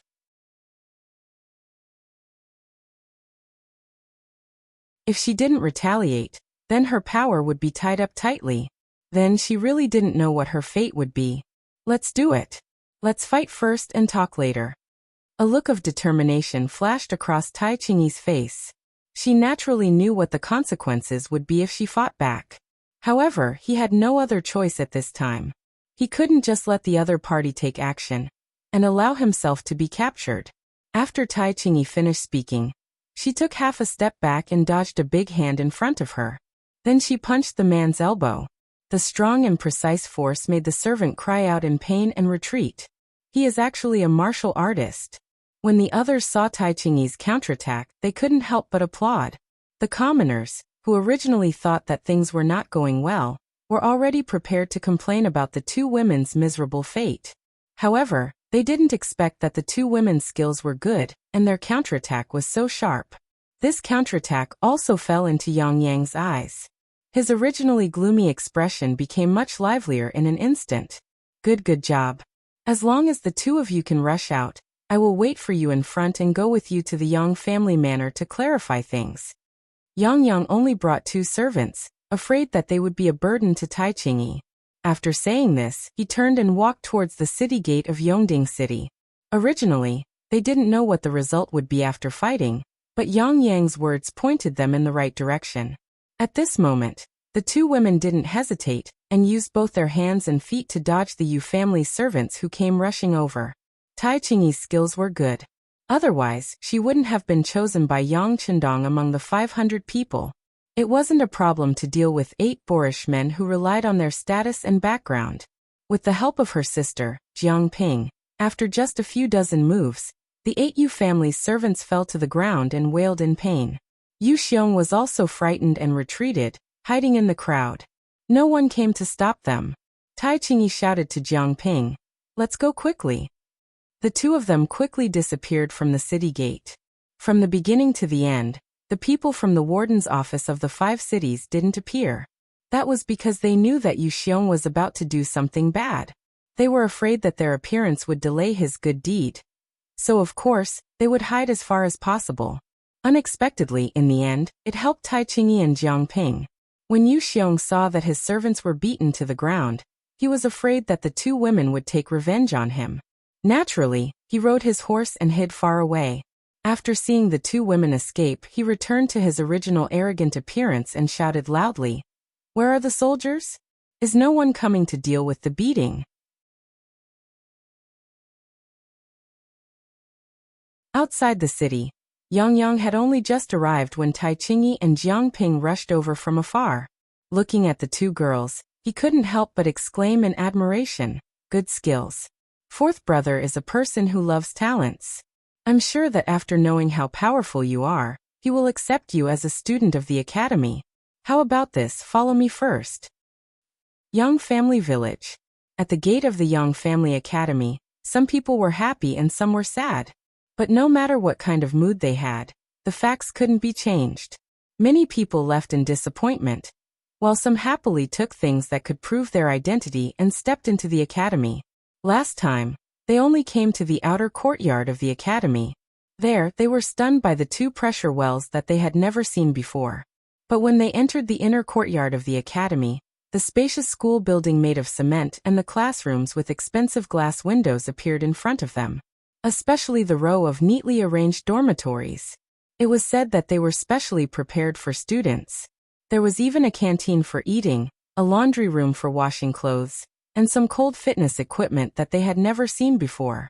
But at this moment, they felt so warm and considerate. After entering the inner courtyard of the Yang Family Academy, the words moral intelligence, physique, beauty and work, and science and technology is the #1 productivity, were sprayed on the walls, giving people a feeling of vitality and freshness.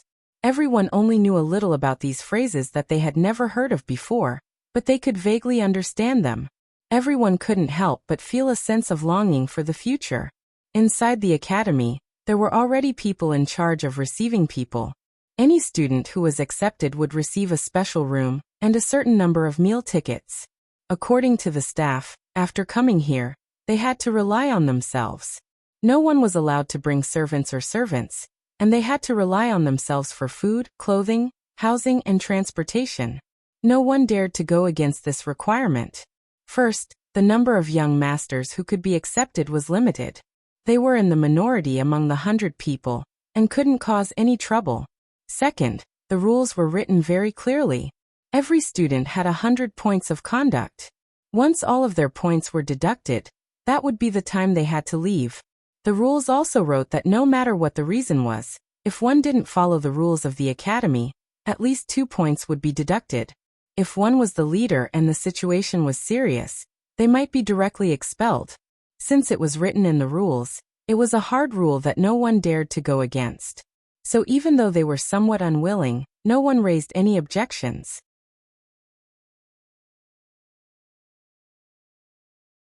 Some of the young masters, including Wang Xi, took the initiative to send their servants out of the academy. They also told them to tell their families that there would be a day off every 7 days in the academy. At that time, they would naturally go home to take a look.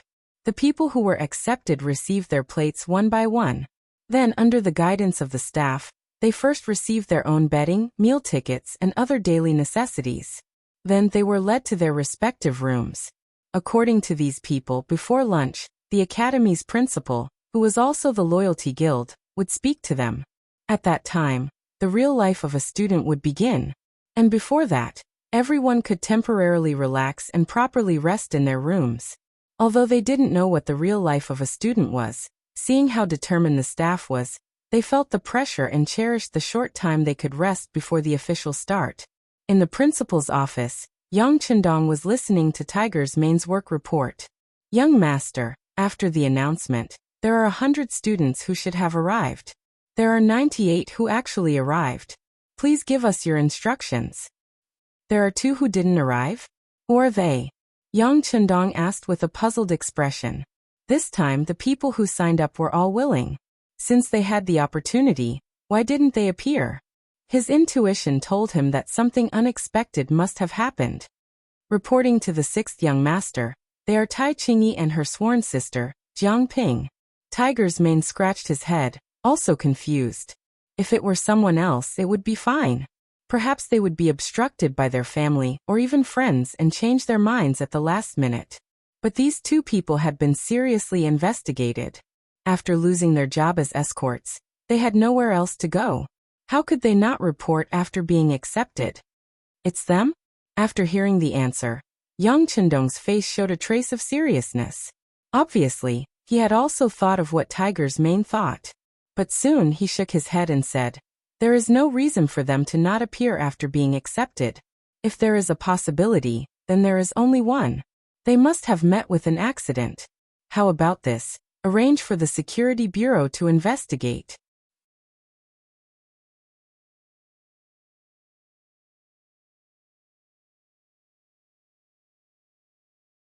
Chapter 250.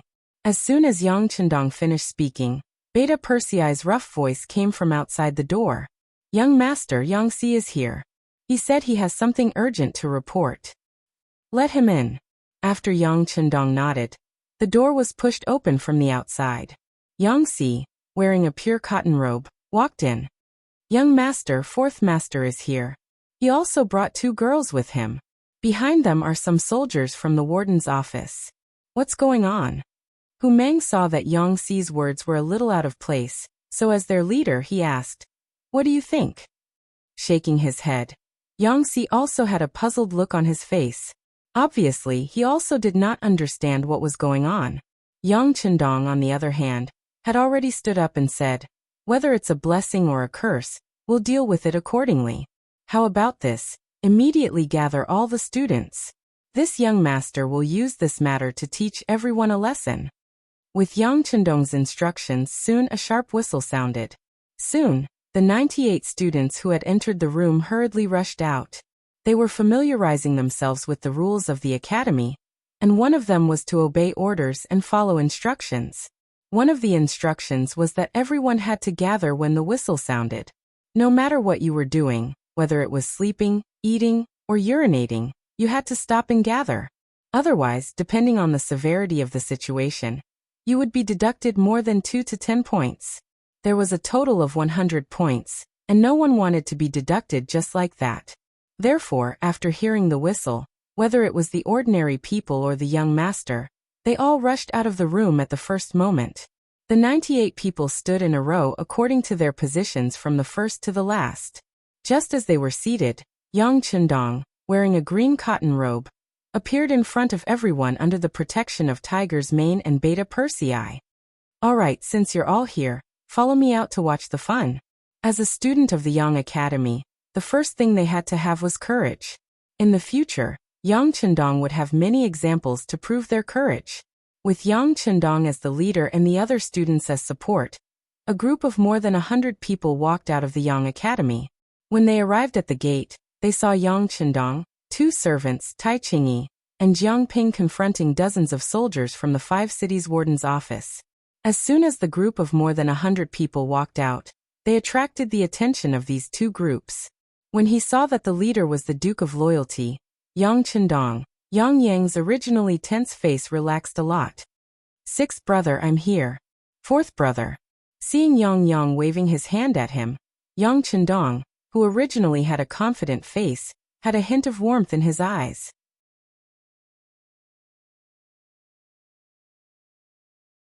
Those who knew him knew that he would only show such a kind look to his family and the people he cared about. 6th brother, I'm afraid I've caused you trouble this time. Yang Chendong's eyes flashed with self-blame as he watched Yang Chendong walk closer and closer. 4th brother, you don't have to say that. You and I are brothers. Your business is naturally my business. What's going on? Yang Chendong said as he casually glanced at the soldiers of the 5 cities warden's office. With just a glance, the dozens of soldiers on the opposite side quickly lowered their heads. After the 2 consecutive defeats against Tile, there was no one who didn't know about Yang Chendong. There was no one who didn't know about the military god. It was because of the war god's existence that not only did they not suffer any casualties, but they also made a lot of military achievements and gained a lot of benefits. Some of the soldiers' living conditions improved by more than a level, and all of this was thanks to Yang Chendong. For this reason, many soldiers' families also quietly set up a longevity memorial arch for Yang Chendong in order to express their gratitude in their hearts. But now they wanted to cause trouble for him. It was no wonder these people didn't dare to look Yang Chendong in the eye. These people lowered their heads, and Yang Chendong withdrew his cold gaze. He then looked at Yang Yang and said, "Fourth brother, what's going on? Why are they following you?" "Sai, let the two of them explain." Yang Yang didn't know how to explain it, so he left it to Leng Qingyi and Jiang Ping.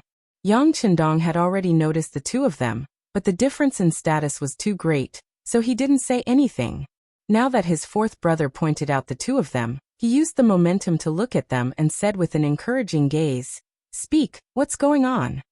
"Greetings, Dong Shuai." Tai Qingyi and Jiang Ping were excited to see their idol standing in front of them, so they bowed and greeted him. Then Jiang Ping, who was more eloquent, explained the whole sequence of events to him. When Tiger's Mane heard that the matter involved Yu Xiong, the grandson of the Minister of Justice, Yu Shuriwe, he signaled to one of his subordinates behind him, and the subordinate quickly disappeared. Soon, a note was brought over, and Tiger's Mane handed it to Yang Chendong. The note recorded some things about Yu Xiong, but because he wasn't a big shot, the record wasn't very detailed. There were only a few words. Yu Xiong, the third of the brothers. Characteristics. There's nothing he doesn't know about eating, drinking, and having fun. He often deceives others. Once, in order to get a woman, he forced her husband to write a divorce letter and escape far away from home to protect himself. When he saw this, Yang Chendong's eyes flashed with coldness. "Tell everyone to find the person." Understood. Tiger's Mane had enough chemistry with Yang Chendong, so he naturally knew who he was referring to. At this moment, Jiang Ping also explained the cause and effect of the matter. Then she and Tai Qingyi looked at Yang Chendong. Although they didn't say anything, they knew very well that if Dong Shuai didn't care about them, they would be taken away by the 5 cities warden's office for punishment. In fact, it wasn't just Tai Qingyi. Fourth brother Yang Chendong, and the 98 new students of the Yang Academy were all looking at Yang Chendong, the dean of their academy. When Jiang Ping explained the cause and effect of the matter, they heard everything clearly, so they were naturally angry at Yu Xiong's actions. He just accidentally startled the horse and didn't cause any harm.